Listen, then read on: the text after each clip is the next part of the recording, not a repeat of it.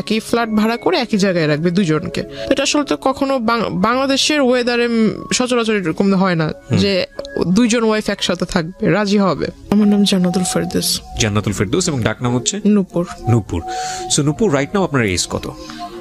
18+। 18+। আপনার জন্মসাল কত? 2001। 2001-এর কত কোন মাস? 9 জুন। 9 জুন। আপনি 18+। জি। সো নূপুর, আপনি কি এই জীবন গল্প অনুষ্ঠানটা শুনতেন আগে থেকে বা দেখতেন? আমি প্রথম থেকেই শুনতাম, একদম প্রথম থেকে। আমার 9 বছর ধরে আমি ধরনের অনুষ্ঠান মেবি আমি অত বছর ধরে শুনতে পারিনি, বাট আমি বিগত 2 বছর কি আড়াই বছর, মানে আমি তো এর আগে আরেকটা রেডিওতে করতাম, সেখানেও হয়তো বা শুনতেন, রাইট? নাকি শুধু ঢাকা এফএম? আমি ইউটিউবে যেগুলো প্রচার হয়েছে আমি সবগুলো শুনেছি। That's fine. তো যাই হোক, অনেক বড় একটা ইন্ট্রো হয়ে গেল, আমরা বরং আর দেরি না করি আপনার গল্পটা শুনি। শুরু করুন আপনি। আমার বাবা মা দুজনই বাক ও শ্রবণ প্রতিবন্ধী, তারা দুজনই কথা বলতে পারে না। হয়তোবা এটা এই ইস্যুটার কারণে আমার জীবনের এই অবস্থা। ছোটবেলা থেকে আমি ভালোবাসা কি সেটা পাইনি, বাবা মার ভালোবাসা কি, বড় ভাই বোনের ভালোবাসা কি আমি আসলে। বাক এবং শ্রবণ প্রতিবন্ধী কি তারা জন্ম থেকে ছিলেন? আমার বাবা জন্মগত ভাবে, কিন্তু আমার মা এসএসসি কমপ্লিট করেছে, তারপর একটা পারিবারিক অনুষ্ঠানে তার টাইফয়েড জ্বর হয়। পারিবারিক অনুষ্ঠানে আপনার রং খেলা হচ্ছিল, গ্রামের বিয়ের ভিতরে যেমনটা হয়। তো রং নাক মুখ দিয়ে গিয়ে খুব খিচুনি হয়, তারপর টাইফয়েড জ্বর থেকে আসলে তার জবানটা চলে যায়। তারপর অনেক চেষ্টা করা হয়েছিল ডক্টরের কাছে, মানে ততক্ষণ অবধি খুব দেরি হয়ে যায় এবং রংটা টোটালি ব্রেনের সাথে জমে যায়, যার ফলে আর কোনো তাকে ঠিক করার উপায় ছিল না। ঠিক করার উপায় যদি থাকতো তাও 99% তার মৃত্যুর চান্স ছিল, যার জন্য তাকে এভাবেই মানে রাখা হয়। আমি এখানে একটু বলে নিচ্ছি, ওনার মা আছেন স্টুডিওর বাইরে এবং ওনার গল্পের প্রেক্ষাপটে হয়তো ওনার মা আসবেন এখানে যদি প্রয়োজন হয়। শুধু মা না, ওনার ছোট বোনও আছেন। আপনারা ধৈর্য ধরে পুরো ভিডিওটা দেখবেন এবং একই সাথে পুরো অনুষ্ঠানটা আপনারা শুনবেন প্রিয় শ্রোতা। প্রয়োজন হলে আমরা ওনাদেরকে স্টুডিওতে নিব। আমি সরি, মানে খুব খারাপ লাগছে শুনতে। তো এই কারণেই মূলত আপনার বাবার সঙ্গে আপনার মাকে বিয়ে দেওয়া হয়েছে? না, আমার মা খুবই সুন্দরী ছিল। আমি আপনার মাকে দেখে আমি বুঝেছি উনি টিনেজে আরো সুন্দর ছিল, তার চুলগুলো খুব সুন্দর ছিল। তার জন্য বিএফডিসি থেকে অনেক প্রপোজাল এসেছিল ফিল্মের জন্য, অভিনয় করার জন্য। হ্যাঁ, তো আমার বাবাও ফিল্ম এফডিসিতে কাজ করতো। তো বাবা অ্যাকচুয়ালি, মা ওখানে যেত শুটিং দেখার জন্য যেত, কিন্তু তখনই হয়তো বাবার পছন্দ হয়ে যায়, যেহেতু বাবাও কথা বলতে পারতো না, কিন্তু ওনার সাইন ল্যাঙ্গুয়েজটা খুব ভালো ছিল। আচ্ছা। তো বাবা মাকে দেখে পছন্দ করে ফেলে। এক পর্যায়ে আমার মার পিছু করতে করতে আমার বাড়িতে চলে আসে, সে মানে মুখের উপরে বিয়ের প্রপোজাল দিয়ে ফেলে। কিন্তু এখানে আমার বাবা আসলে এটাকে ভালোবাসা বলে কিনা জানি না, বাবা একটা রং করেছিল, আমার দৃষ্টিতে এটা রং। তার প্রথম বিবাহ হয়েছিল, তার বাবা মা মানে আমার দাদা দাদি ফোর্স করে বিবাহটা করিয়েছিল, যার ফলে সে ওটা তার মানুষ বলে না যে আমাকে জোর করে বিয়ে দেওয়া হয়েছে, বাবা মার ইচ্ছাতে বিয়ে করলাম। তো আমার বাবাও সেটা করেছিল, কিন্তু সেই ওয়াইফের প্রতি আমার বাবার মন থেকে কোনো ভালো লাগা ছিল না, যার ফলে সে ছোটবেলাটা কাটিয়েছে ঢাকাতে। তো আমার আম্মুকে সে খুব পছন্দ করতো, আর ওটাই আমার আম্মুকে বলা যায় যে আমার আম্মুকে মন থেকে সে পছন্দ করে বিয়ে করেছে। এটা আমার ফ্যামিলির কেউ জানতো না। যখন আমি আমার আম্মুর পেটে, তখন মেবি বিষয়টা একটু ফ্লাশ হয় যে আমার বাবা এখানে রেগুলার আসে, হঠাৎ কোথায় চলে যায়, কোথায় থাকে সে।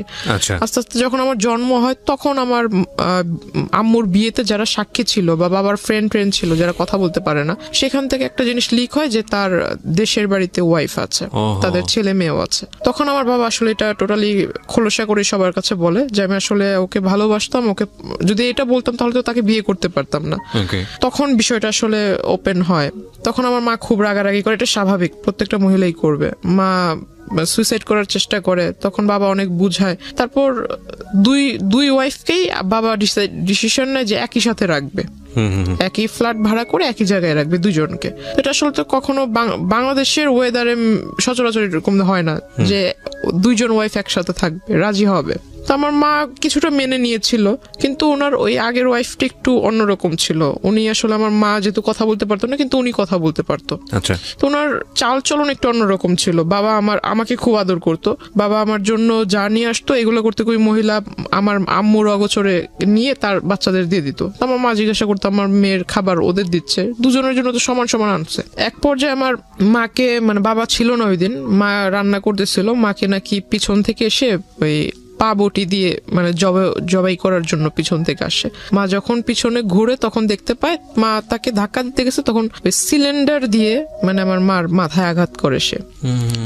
তখন এই বিষয় নিয়ে অনেক ঝগড়াঝাটি হয়। মা এটা নিয়ে একটা মেবি জিডি টাইপের কিছু একটা করেছিল, বাবার সাথে অনেকটা সম্পর্কটা ডিস্টেন্স হয়ে যায়। তারপর আমার নানু মাকে নানুর বাড়িতে এনে রাখে। তখন থেকে আমার জন্মটা আসলে ঢাকায়, আমি তখন থেকে নানুর বাড়িতে। আচ্ছা, দাদার ভালোবাসা কি, দাদুর ভালোবাসা কি, চাচার ভালোবাসা কি, আমি আসলে এগুলো পাইনি।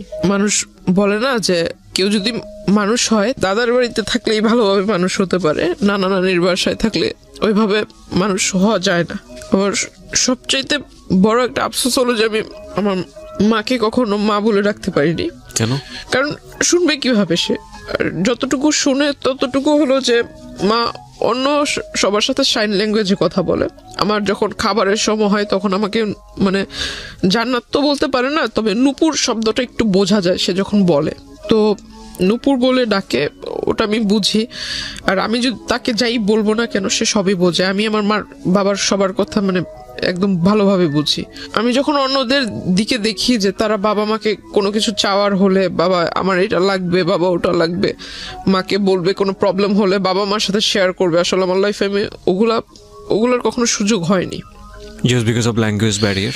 তাছাড়া আমার যেহেতু আমি বড় ছিলাম, আমার পর আমার 3টা ভাই মারা যায়। কি বলো ওটাকে, মানে ডেলিভারি টাইমটা হতো, তখনই আমার আম্মুর মানে জ্বর হয়ে যেত, প্রচুর জ্বর হয়ে যেত। জ্বরের ফলে বেবিটা ভিতরে বয়েল হয়ে যেত, মানে একদম মানে যখন ভূমিষ্ঠ হতো তখন ডক্টর আমাকে দেখিয়েছে। আমার মার হাই প্রেশার, তো আম্মুকে কখন এটা ডক্টর দেখায়নি, 3টা বাচ্চাই দেখায়নি, আমাকে দেখিয়েছে। আমি কোলে নিয়েছি, যখন হাতে টাচ করেছি চামড়াটা উঠালে এভাবে উপরে উঠতো, ভিতরেই সিদ্ধ হয়ে গিয়েছে। তখন আমার খুব ছোটবেলা থেকে আমার বাবার খুব মানে ছেলের প্রতি খুব আকর্ষণ ছিল, যে একটা মেয়ে একটা ছেলে থাকবে।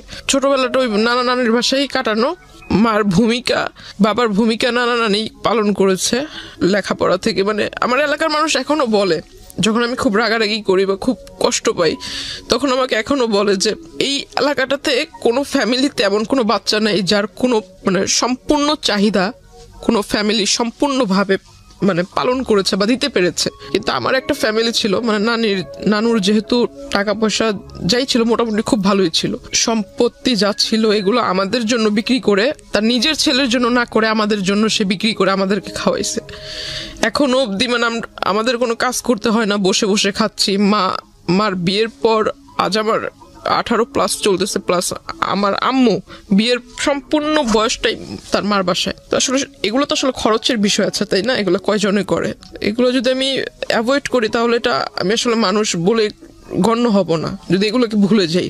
আমার জন্মের পর যেটা বললাম যে আমার বাবার ছেলের প্রতি একটা আকর্ষণ ছিল, আমার মাকে খুব ফোর্স করলো, যেহেতু 3টা ছেলে মারা গেছে, বাবা খুব রাগান্বিত ছিল। আমার পরপর যে বাচ্চাটা মারা যায় সেটার ফলে আমার বাবার একটা সন্দেহ ছিল যে আমার নানি এটা মেরে ফেলেছে। কারণ আমার নানি ভাবতো হয়তো যে আমার মেয়ে এখানে, আবার একটা নাতনি এখানে, আবার একটা বাচ্চা হলে এটার খরচ কে বহন করবে। আমার বাবার একটা ভুল ধারণা ছিল এটা, আমার মনে হয়। বাবা এটা মানে পুলিশ কেস পর্যন্ত গড়িয়ে গিয়েছিল যে আমার শাশুড়ি বাচ্চাটাকে মেরে ফেলেছে, এরকম খুব একটা ঝামেলা হয়। তারপর আমার মা বলে যে এরকম কিছুই না, ওটা একটা দুর্ঘটনা ছিল, অ্যাক্সিডেন্ট। তারপর বাবা খুব ফোর্স করে মাকে পরবর্তী বাচ্চা নেওয়ার জন্য। দুর্ভাগ্যক্রমে মানে হয়ে যায় মেয়ে। দ্যাট মিন আমার যে বোনটা বাহিরে আছে, 3টা বাচ্চা মারা যাওয়ার পরে মেয়ে, 3টা বাচ্চা মারা যাওয়ার পর 16 বছর যখন আমার যখন 16 বছর চলে তখন আমার এই বোনটা। ওকে, ওর বয়স কত এখন? ওর এখন 4 চলতেছে। যখন আমরা জানতে পারি যে মেয়ে, যে হসপিটালে মেবি চেক আপ করলে বোঝা যায় যে মেয়ে হবে, তো এই বিষয়টা আমার মা কেন যেন আমার বাবার কাছে বলেনি। মা হয়তো ভেবেছে এটা বলার পর আমার বাবা নারাজ হবে বা ঝগড়াঝাটি করবে। তো আমি আসলে ওই বিষয়টা বুঝিনি, তখন আমি খুব ছোট। বাচ্চা হলো, আমি খুব খুশি যে আমার 3 ভাই আমি নিজের হাতে দেখেছি তাদের লাশটা, তো আমার একটা বোন হবে, আমি খুব খুশি। যে ভাই না হলো বোন তো পাবো। বোনটা যেদিন হলো সেদিন হসপিটালে আমি দেখতে গিয়েছি, বাবা বাহিরে ছিল। বাবাকে শুধু পিকচার পাঠিয়েছিলাম, বাবা বারবার জিজ্ঞাসা করেছিল ছেলে হয়েছে না মেয়ে হয়েছে, বারবার এক কথাই জিজ্ঞাসা করতেছিল। বাচ্চাটা এত সুন্দর সেটা আমাকে কিছু বলতেছে না, শুধু বলতেছে যে ছেলে না মেয়ে। তা আমি কিছু বলিনি, আমি বললাম বাবা আমি এগুলো দেখিনি, বাবু হয়েছে খুব সুন্দর, মার কাছে রেখেছে, আমি শুধু এতটুকুই দেখছি। তখন আমার মা আমাকে বুঝালো যে তোমার 3 ভাই মারা যাওয়ার পর তোমার বাবা আমার সাথে অনেক খারাপ ব্যবহার করেছে, এখন তো মেয়ে হয়েছে, দেখবা ওর কপালটা পুড়লো। ও যখন মানে যে 1 মাস 2 মাস হয়ে যায় তখন ওর চুল ফেলবে, বাচ্চাদের ফার্স্ট চুলটা ফেলবে, তখন বাচ্চাদের জন্য যে প্যাকেট করা থাকে না যে নানান রকম কসমেটিক্স, তো এগুলো মেবি এক্সপায়ারি ডেট মানে ওভার। তো ওই বাবাও খেয়াল করেনি হয়তো যখন কিনে আনছে, ওকে যখন গোসল করানো হয় তখন ওর মাথাটা একদম মেডিসিনের অ্যাফেকশনে ফুলে মাথাটা এত বড় হয়ে গেছিল, একদম লাল লাল হয়ে গেছে, পুরো মাথার ভিতরে কেমন যেন হয়ে গেছিল। ও একটা না 1 সপ্তাহ অসুস্থ ছিল, হসপিটালে আমরা দৌড়াদৌড়ি করছি। তো হঠাৎ করে আমার বাবা দেশে আসে, কিছুদিন পর বাবা দেশে আসে, বাবাকে বললাম যে এই ঘটনা, বাবা কোথায় বাচ্চাকে দেখবে, কোলে নিবে, মানে এগুলো না হয়ে সে ঢুকেই বলতেছে ছেলে হয়েছে না মেয়ে হয়েছে, মাকে জিজ্ঞাসা করতেছে, মা বলতেছে মাথা নিচু করে মেয়ে হয়েছে।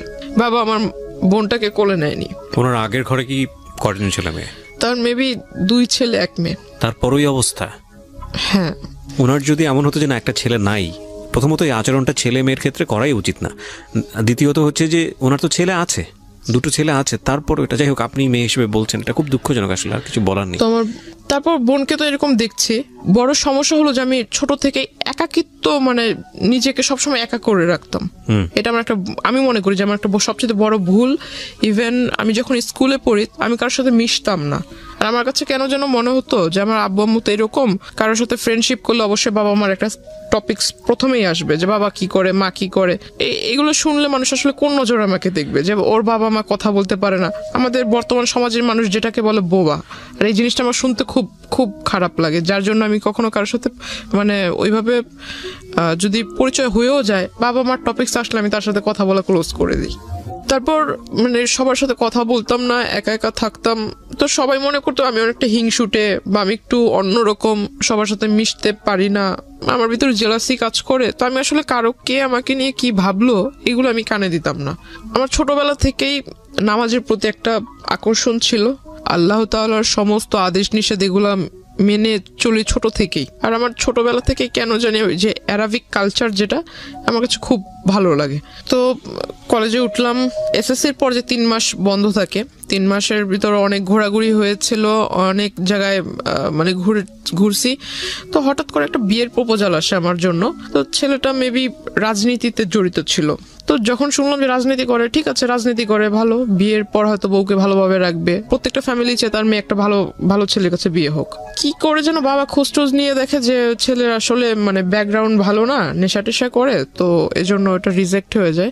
তারপর ওই ছেলেটা করে কি, মানে রিজেক্ট তো আমার বাবা মানে বললো, বাবার দ্বিমত ছিল। তো ওই ছেলেটা আসলে মানে পরে একটা আমার এলাকাতে ওর পরিচিত কোনো লোক টোক দিয়ে পরে বলে যে আমার নাকি মানে বিয়ের মানে সাংসারিক জীবনে যাওয়ার মতো আমার ভিতরে মানে কি বলে এটাকে মানে সক্ষমতা বা এরকম কিছু নাই।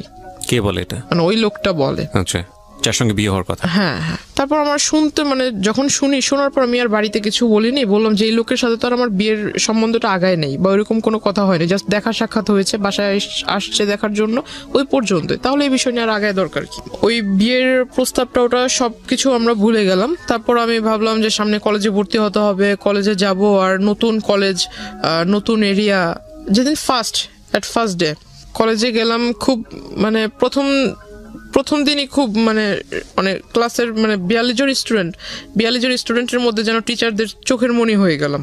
কলেজে স্টার্ট হওয়ার 2.5 থেকে 3 মাসের ভিতরে আমার ফোনের ভিতরে একটা ফোনের মেসেঞ্জারের ভিতরে একটা নক আসে, রিকোয়েস্ট আসে যে ওই কেউকে মানে অ্যাট ফার্স্ট আপনার ফ্রেন্ড রিকোয়েস্ট পাঠায় নেই, কিন্তু মেসেঞ্জারে যে রিকোয়েস্টটা করে, মেসেজের রিকোয়েস্ট সেটা করে। তো আমি আসলে দেখতে পাই মানে আমার একটা রাজনৈতিক যে প্রেক্ষাপটটা, আমার ছোটবেলা থেকে কেন যেন মনে হতো যে আমি বড় হয়ে লেখাপড়া করে ইচ্ছা ছিল যে আমি এগুলো করব।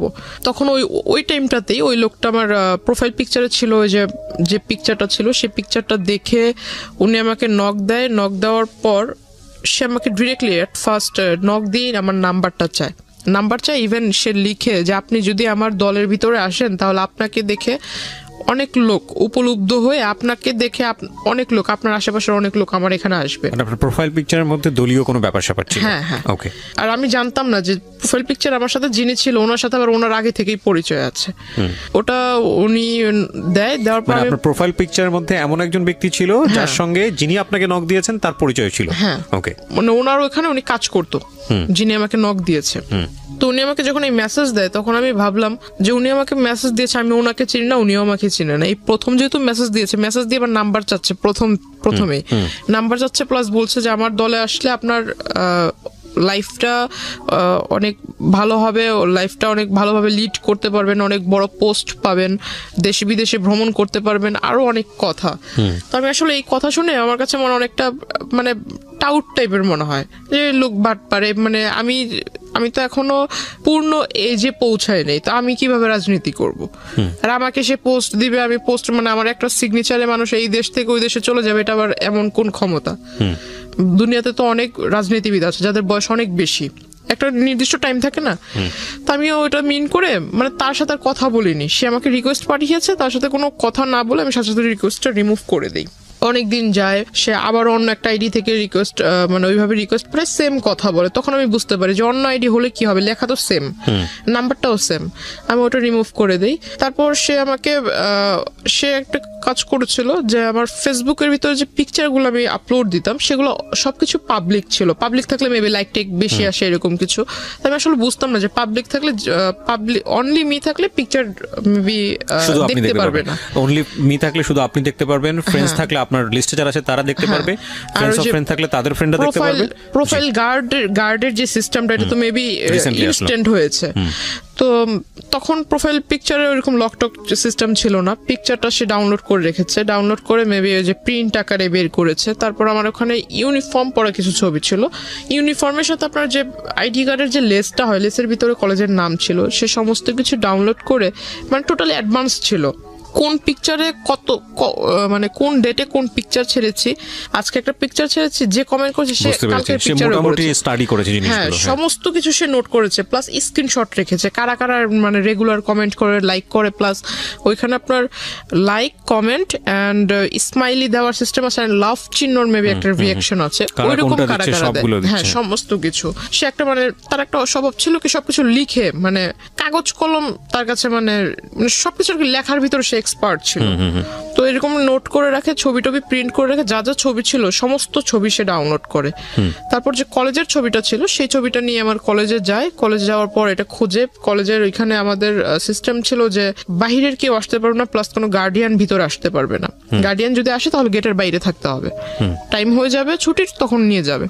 তো সে করতো কি যে কলেজ গেটের এখানে যারা পাহারাদার থাকতো, আনসার টাইপের কিছু লোক ছিল, তো এদেরকে পিকচার দেখাতো। এখন স্টুডেন্ট অনেক, কয়জন রে ওই দারোয়ানরা মনে রাখবে, তো এটা আসলে পসিবল হয় না। সে করতো কি রোডের ওই পার অপোজিটে ছিল আপনার ছোট একটা ক্যাফে শপ, সেখানে মানে আমি কখনো আসলে যেতাম না, তো ওইখানে এসে মানে ভিতরে গ্লাস সিস্টেম ছিল, ভিতরে বসে বাইরে দেখা যাবে কিন্তু বাইরে থেকে কেউ বুঝতে পারবে না যে ভিতরে কেউ আছে কিনা, এমন সিস্টেম ছিল। তো সে ভিতর থেকে আমাকে ফলো করতো, ইভেন সে দারোয়ানকে আর ওই ক্যাফের ওই যারা সার্ভিস করে, সার্ভ টার্ভ করে, ওয়েটার, এদেরকে মানে টাকা দিয়ে রেখেছিল। যে এটা তো আপনি একদম পরে গিয়ে জেনেছেন, ইনিশিয়ালি তো আপনি এগুলো জানতে পারেননি, যখন তার সঙ্গে আপনার পরিচয় হয়েছে বা সামথিং, আমি গেস করছি যে কিছু একটা হয়েছে, ইনিশিয়ালি আপনাকে নক করলো কিভাবে সেদিকে একটু জান প্লিজ। হ্যাঁ, তো মানে তার সাথে আমার কিভাবে পরিচয় হয় এটা সেই জায়গাটাই জান। আচ্ছা, তারপরে কি তো আপনি জানতে পেরেছেন এগুলো আমি ফলো করি, মানে সে যে দোকানে বসে থাকতো তখন আমি এটা ফলো করছি বেশ কয়েকদিন, কারণ যে তার প্রথম আইডি থেকে যখন আমাকে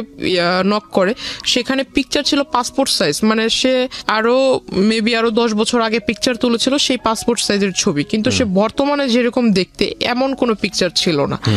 আর তার প্রোফাইলে যেহেতু তার সাথে আমার ফেসবুক ফ্রেন্ডশিপ ছিল না, তো তার ওইখানে ঢুকে জাস্ট তার অতীতের যে কিছু কিছু পোস্ট সেটা দেখতে পাচ্ছিলাম। রিসেন্টলি যে পোস্টগুলো আপলোড করেছে এগুলো দেখার কোনো সুযোগ ছিল না আমার জন্য। পিকচারে যেটা দেখেছিলাম প্রোফাইল পিকচারে কিছু কিছু আইডিয়া ছিল, যদি আমি তার ওই ড্রেস আপ বাদ দিয়ে শুধু ফেসটার দিকে ফোকাস করি, গুগলস বাদ দিয়ে যদি ফেসটাকে দেখি তো কিছুটা মিল পাচ্ছিলাম। এই লোক আমাকে নক করেছিল, আর এই লোকটাই প্রতিদিন এভাবে এই জায়গায় দাঁড়িয়ে থাকে, এভাবে আমার দিকে তাকিয়ে থাকে। অনেক মেয়েই তো আছে, সে আমাকে দেখে দেখে মুস্কি হাসির মানে কি, তাই না? এটা কিছু কিছু তো বুঝতে পারি।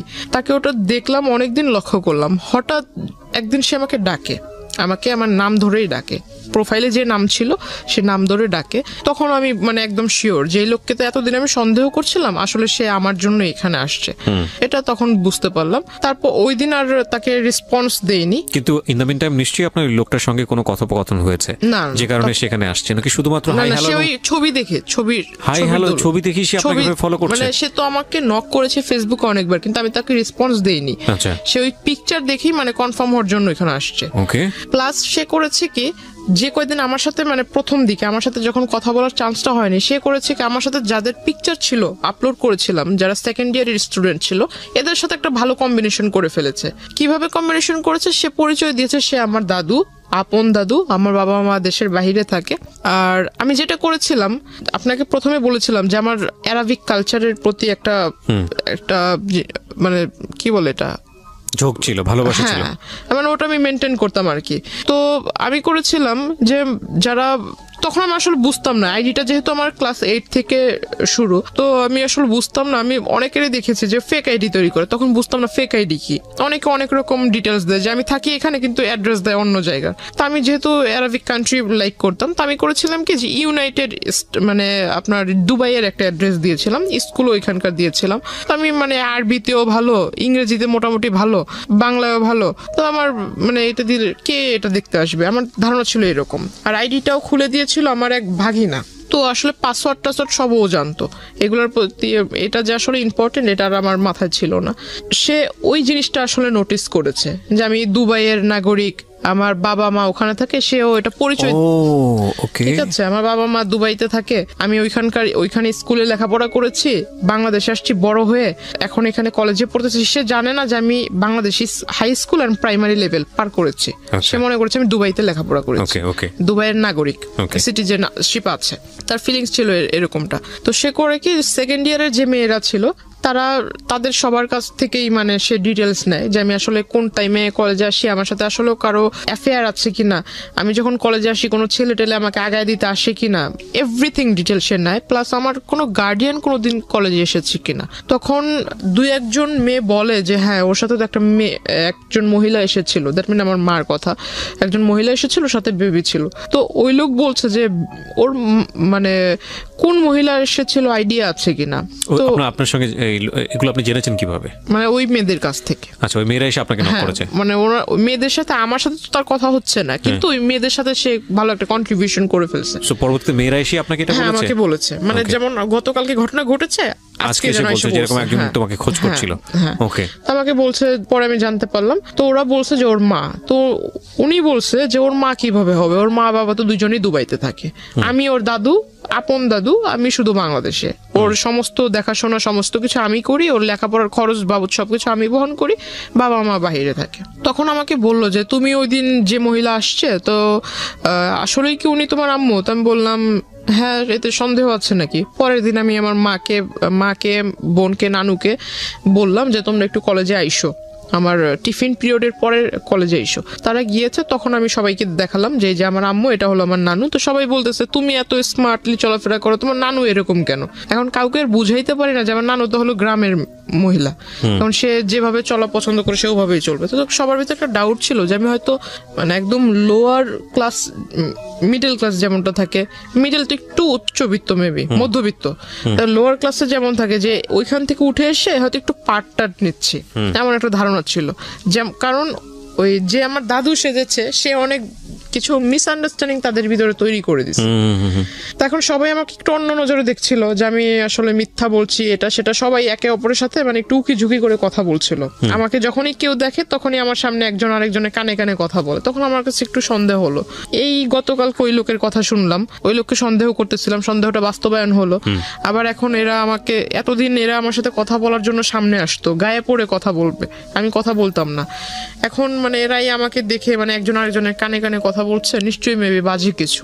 তখন জানতে পারলাম, জিজ্ঞাসা করলাম সেকেন্ড ইয়ারের একজনকে, যা জিজ্ঞাসা করলাম যে কি হয়েছে, তোমরা তো আমার মানে তোমরা পারো না আমাকে তোমাদের ক্লাসে টাইনা নিয়ে যায় মানে একসাথে বসায় রাখ, তো তোমরা এখন আমার কাছ থেকে দূরে দূরে সরছো, আমার সাথে কথা বলছো না, কারণ কি? তখন আমাকে তাদের ফোন বের করে দেখালো, এই যে দেখো। দেখে আসলে খুব রাগ হয়েছিল, দেখলাম যে একটা ফেক আইডি তৈরি হয়েছে খুব রিসেন্টলি, মানে এক মাস এরকম হবে। সেখানে লেখা তার নাম অর্ধেক, আমার নাম অর্ধেক। প্রথমে তার নামের অর্ধেকটুকু পরে আমার নামের অর্ধেকটুকু মিলিয়ে একটা আইডি তৈরি করেছে। এখন একটা পিকচার যে কিছু কিছু সহজ যেগুলো বোঝার উপায়, যে আপনার সফটওয়্যার আছে যে কলেজ মেকার বলে, যাই হোক, ওই পিকচার মানে এই পাশে একটা ছবি বসানো, এই পাশে একটা ছবি দেখাই যাচ্ছে, বুঝতেই পারতেছি যে এখানে একটা বসেছে, এই জায়গায় একটা এডিট করা হয়েছে। তো আসলে এটা ওরা সেকেন্ডারি স্টুডেন্ট, ওদের মাথায় কেন ঢোকে নেই আমি জানি না। তখন আমি বললাম এটা তো তোমরা নিজেরাই দেখছো যে পিকচারটা এরকম করে বসানো হয়েছে, তো এটা আসলে যেভাবে বলছো এরকম তো ঠিক না। আর তোমরাই বলতেছো ওই লোক তোমাদের কাছে পরিচয় দিচ্ছে আমার দাদু, তারপর এইখানে লেখা যে হাজব্যান্ড ওয়াইফ, তাহলে তোমরা এটা কিভাবে মানছো? ওইখানে লেখা ছিল হাজব্যান্ড ওয়াইফ। হ্যাঁ, হাজব্যান্ড ওয়াইফ, তার সাথে আমার অনেক আগের থেকে রিলেশন, সে আমাকে বিয়ে করবে, বিয়ে করে নাই, বিয়ে করবে, কিন্তু হাজব্যান্ড ওয়াইফ। ওই যে এঙ্গেজ করলে মানুষ বলে না যে অলরেডি বিয়ে হয়ে গেছে, এরকম টাইপের, যে কাবিন টাবিন করে যখন আংটি পরালে মেবি এরকম কিছু একটা ইন রিলেশনশিপ রেখা ছিল এরকম।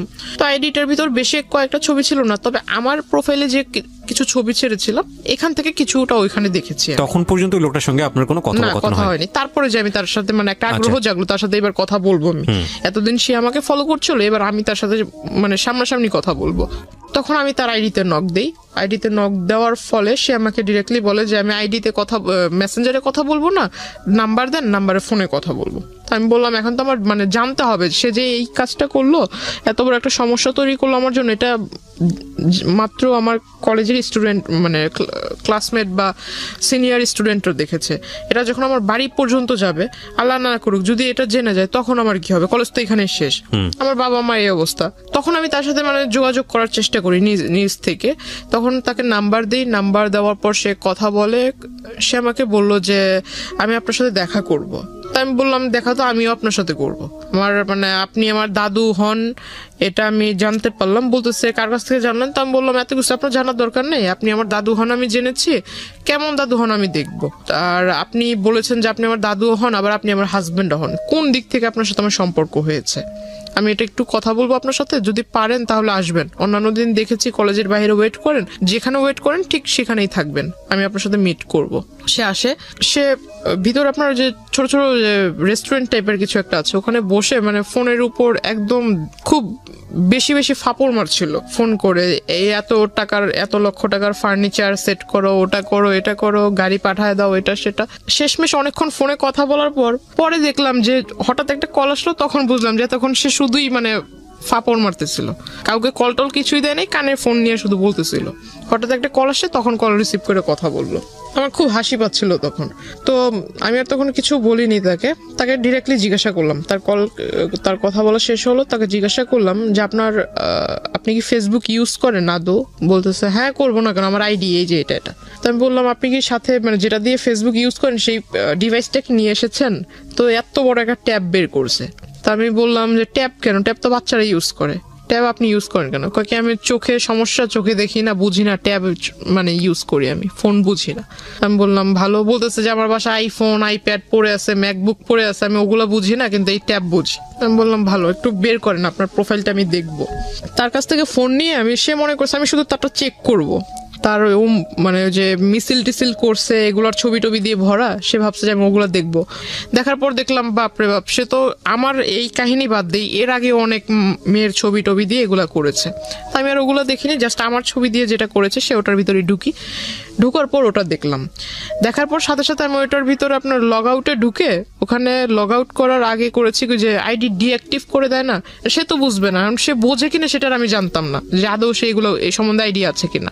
লগ আউট করার আগে ডিঅ্যাক্টিভ করেছিলাম মেবি, তারপর আমি ওইটা এখান থেকে কেটে দিই। এখানে একটু বলে রাখি, ডিঅ্যাক্টিভ করলেও এটা কাজ, আপনি যখন পরবর্তীতে আবার ঢুকবে তখন ওটা অটোমেটিক্যালি অ্যাক্টিভ হয়ে যাবে।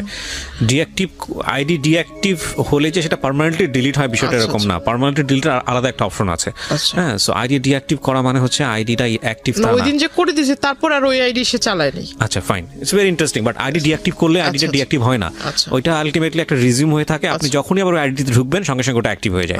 হ্যাঁ বলেন। তো আমি ওটা করে দিলাম। দেওয়ার পর মানে তখন একটু চিন্তা করলাম যে এই লোকের সাথে মানে কোনো মতো কথা বলে আমার যা কাজ করার ছিল করছি। আর ওখানে দেখলাম যে মেসেঞ্জারে ঢুকে দেখলাম ওই আইডিটাতে যে আমার আইডিতে যারা রেগুলার লাইক কমেন্টস দিত এদের আইডি প্রোফাইলে ঢুকে এদের মেসেঞ্জারে মানে কারোর সাথে ফ্রেন্ডশিপ করেনি বাট মেসেঞ্জারে ঢুকে ঢুকে খুব বাজে বাজে কথা বলছিল, তুই করে অনেক বাজে বাজে কথা বলছিল যে আমার ওয়াইফ ও আমার হাজবেন্ড, তুই আমার সাথে ওই আমার আইডিতে কেন এইগুলা করিস, ওটা মানে খুব বাজে বাজে লেখা ছিল। তার ওখান থেকে বের হওয়াটাই আমার জন্য ইম্পর্টেন্ট ছিল, তো আমি তার সাথে ওটা তো করে দিছি, কাজ শেষ। তার ট্যাব তার হাতে দিয়ে দিলাম। তারপর সে আমাকে বলতেছে যে আপনার বাবা মা কেমন আছে, আপনার বোন দেখলাম খুব সুন্দর, তারপর বললো যে বিয়ে শাদীর মানে কাউকে পছন্দ টছন্দ করেন কিনা এটা সেটা। তো আমি বললাম আপনি আমার কলেজের যা পরিচয় দিয়েছেন আপনি আমার দাদু, তো আমাকে এখানে আপনি বলার দরকার নেই, তো তুমি করে বলেন, দাদু তো আপনি আমাকে নাতনি বলে ডাকেন, আমি আপনাকে দাদু বলে ডাকবো। তো ওইখান থেকে সে খুব মানে বিষয়টাকে খুব ফানি নিয়েছিল, কিন্তু আমার ভিতর তো খুব রাগ হচ্ছে। সে খুব হাসতেছে মানে জোরে জোরে। সে কফি অর্ডার করলো, কফি অর্ডার করার পর সে কফির বিল আসছে 100 টাকা, সে 100 টাকা দিতে পারে না, 20 টাকার জন্য মানে ঝগড়া লেগে গেছে কফি শপের লোকদের সাথে। সে ওখান থেকে মানে আমার ওখান থেকে আমি টাকা দিয়ে দিলাম, চলে আসলাম তাকে নিয়ে। তারপর আমি বাসায় আসবো, রিক্সা নিব, তখন আমাকে মানে সে 100 টাকা হাতে ধরায় দিবে যে এটা আপনি নিয়ে যান হাত খরচ। তো আমি বললাম যে আপনি 20 টাকা ওখানে দিতে পারলেন না, আপনি আমাকে 100 টাকা দিচ্ছেন হাত খরচ। তো বলতেছে না এটা কফির দাম আর কয় টাকা। কাজ ছিল যেটা আসলে সে কাজটা যে করেছে তার এখান থেকে করেছে কিনা আমার এটা দেখার প্রয়োজন ছিল। প্লাস যদি আমার মাথায় টেন্ডেন্সি ছিল যদি এটা সে তার ডিভাইস থেকে করে থাকে, সেই ডিভাইস যদি তার সাথে থাকে আমি সেটা ওখান থেকে ডিলিট করে দিব, গেল এই প্রবলেম। সে যদি মানে নেটওয়ার্কিং সাইটে যদি ভালো জ্ঞাত থাকে তাহলে ভালো, আর যদি জ্ঞাত না থাকে তাহলে এটা আমার জন্য প্লাস পয়েন্ট। ওইখান থেকে যদি আমি ডিলিট করে দিই তাহলে সেটা আর সে করতে পারবে না। রাইট, আমরা এখানে দুটো জিনিস যুক্ত করতে চাই গল্পটার শক্ত অবস্থান করার জন্য, কারণ ইতিমধ্যে অনেকের মনেই অনেক ধরনের প্রশ্ন চলে এসছে।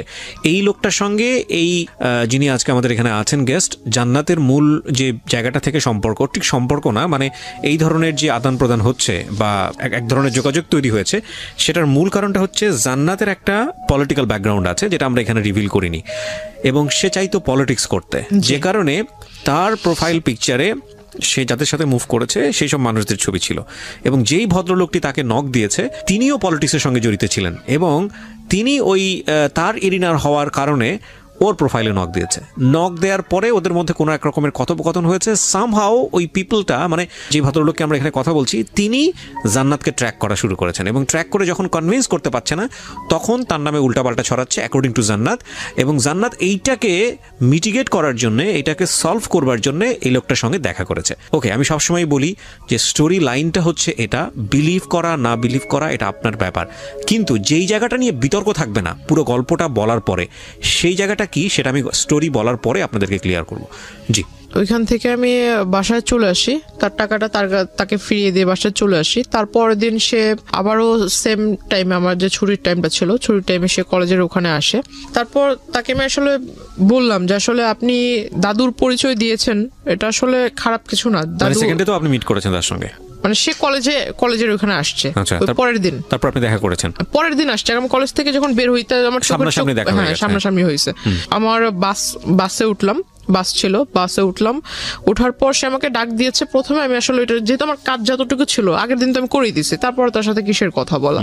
তো আমি বাসে উঠে গেছি, সেও পিছন পরের বাসে উঠছে, ওই বাসে আর জায়গা ছিল না, পরের বাসে উঠছে। কিন্তু আপনার যে সে এত বড় একটা ক্ষতি করলো বা এরকম একটা কাজ করলো, আপনি তাকে কিছুই বললেন না? না, আমার থটটা ছিল যে আমার বাড়িতে কোনোভাবে না জানুক, কারণ বাড়িতে যদি একবার জানাজানি হয়, প্রিন্সিপাল আমার কলেজের টিচারের মাধ্যমে আমার ফ্যামিলির লোক জানবে, যে আমাকে ভর্তি করতে সহায়তা করছে তার কানে যদি বিষয়টা চলে যায় তাহলে আমার লেখাপড়া ওখানেই বন্ধ হয়ে যাবে। তো আপনি তাকে এটা বললেন না যে আপনি নেক্সট টাইম এই কাজটা করবেন না বা এরকম? বিষয়টা যদি আমার বাড়িতে জানে তাহলে তো আমার কলেজেই বন্ধ না। কিন্তু যেই লোকটা আপনার এই কাজটা করলো তাকে কি কিছু বলেছিলেন যে আপনি এই কাজটা কেন? তাকে যে এখন বলবো। আচ্ছা, ওকে। তারপর আমি বাসে উঠলাম, সে ওই বাসে জায়গা পায়নি, পরের বাসে উঠেছে। তো এখানে নামলাম, সেও মানে একদম তাড়াহুড়া করে নেমে আমার মানে সামনে আসছে, বলতেছে যে একটু কথা বলে যান।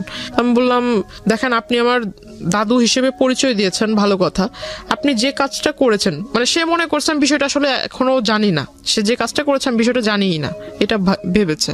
তো আমি তাকে বললাম যে কাজটা করেছেন, কাজটা করা ঠিক হয়নি। যদি আপনার সন্তানের জায়গায় আমি নিজেকে রেখে বলি তাহলে আপনি নিজের সন্তানের মতো কারোর সাথে এরকম কিছু করতে পারতেন, বা আপনার সন্তানের সাথে যদি এরকম কেউ করতো আপনি কোন দৃষ্টিতে দেখতেন, আপনি কি করতেন? আপনি যখন এই কাজটা করেছেন আপনার মাথার ভিতরে কি বিবেকের লোপ পেয়েছিল? সে বলতেছে আমি এমন কি কাজ করেছি, আমি তো এমন কিছু করিনি। তখন আমি আমার ফোন থেকে ওই আইডিটা বের করে তাকে দিলাম, এটা কি করেছেন? সে বলতেছে আমি করিনি। তখন তো আইডি ডিঅ্যাক্টিভ, আপনি কিভাবে বের করলেন? না তার আইডির যে স্ক্রিনশট, ও আচ্ছা, স্ক্রিনশটটা দেখালেন। স্ক্রিনশট ছিল, সেটা আমি দিলাম, কারণ আমার ওইখানে তো আমারটার সাথে আমি তো আর এই বিষয়ে আগে জানতাম না, এটা তো আমি জেনেছি আমার ওই যে সেকেন্ড ইয়ার স্টুডেন্টের কাছ থেকে। তো আমি এটা দেখালাম, দেখানোর পর বলতেছে না আমি এটা করিনি, এটা হয়তো অন্য কেউ করছে। তো আমি বললাম আপনার আর আমার সম্পর্ক কি, এটা আমি নিজেই জানি না। আপনার আর আমার এমন কোন রিলেশনশিপ বা আপনার সাথে আমার কবে পরিচয় হয়েছে? ফাইন, এখন আমি পরিষ্কার হচ্ছি। মানে আলটিমেটলি আপনি যে ওনার কাছ থেকে আপনার এই ফলস আইডিটা ডিলিট করবেন এটা উনি জানতো না আগে থেকে, এবং আপনিও জানাতে চাননি, কারণ আপনি টেকনিক্যালি, উনি হয়তো ভাবছে যে আমি এই সম্পর্কে জানিই না। রাইট, সো আপনি খুব টেকনিক্যালি জিনিসটা ডিলিট করে দিতে চেয়েছেন। Okay fine. আমি তাকে যখন দেখাই স্ক্রিনশটটা, সে বলতেছে যে না আমি এটা করিনি। তো আমি বললাম যে দেখেন, মানুষ মানেই মরণশীল, মরতে হবে। আর আপনি যেভাবে মানে ডায়লগ মারেন, এগুলো আসলে আমার সামনে, আমি আসলে যেটা বললাম যে আমি স্ট্রেট ফরওয়ার্ড কথা বললি, এতে যদি কারো খারাপ লাগে আমার কিচ্ছু যায় আসে না, খারাপকে আমি খারাপ বলবো।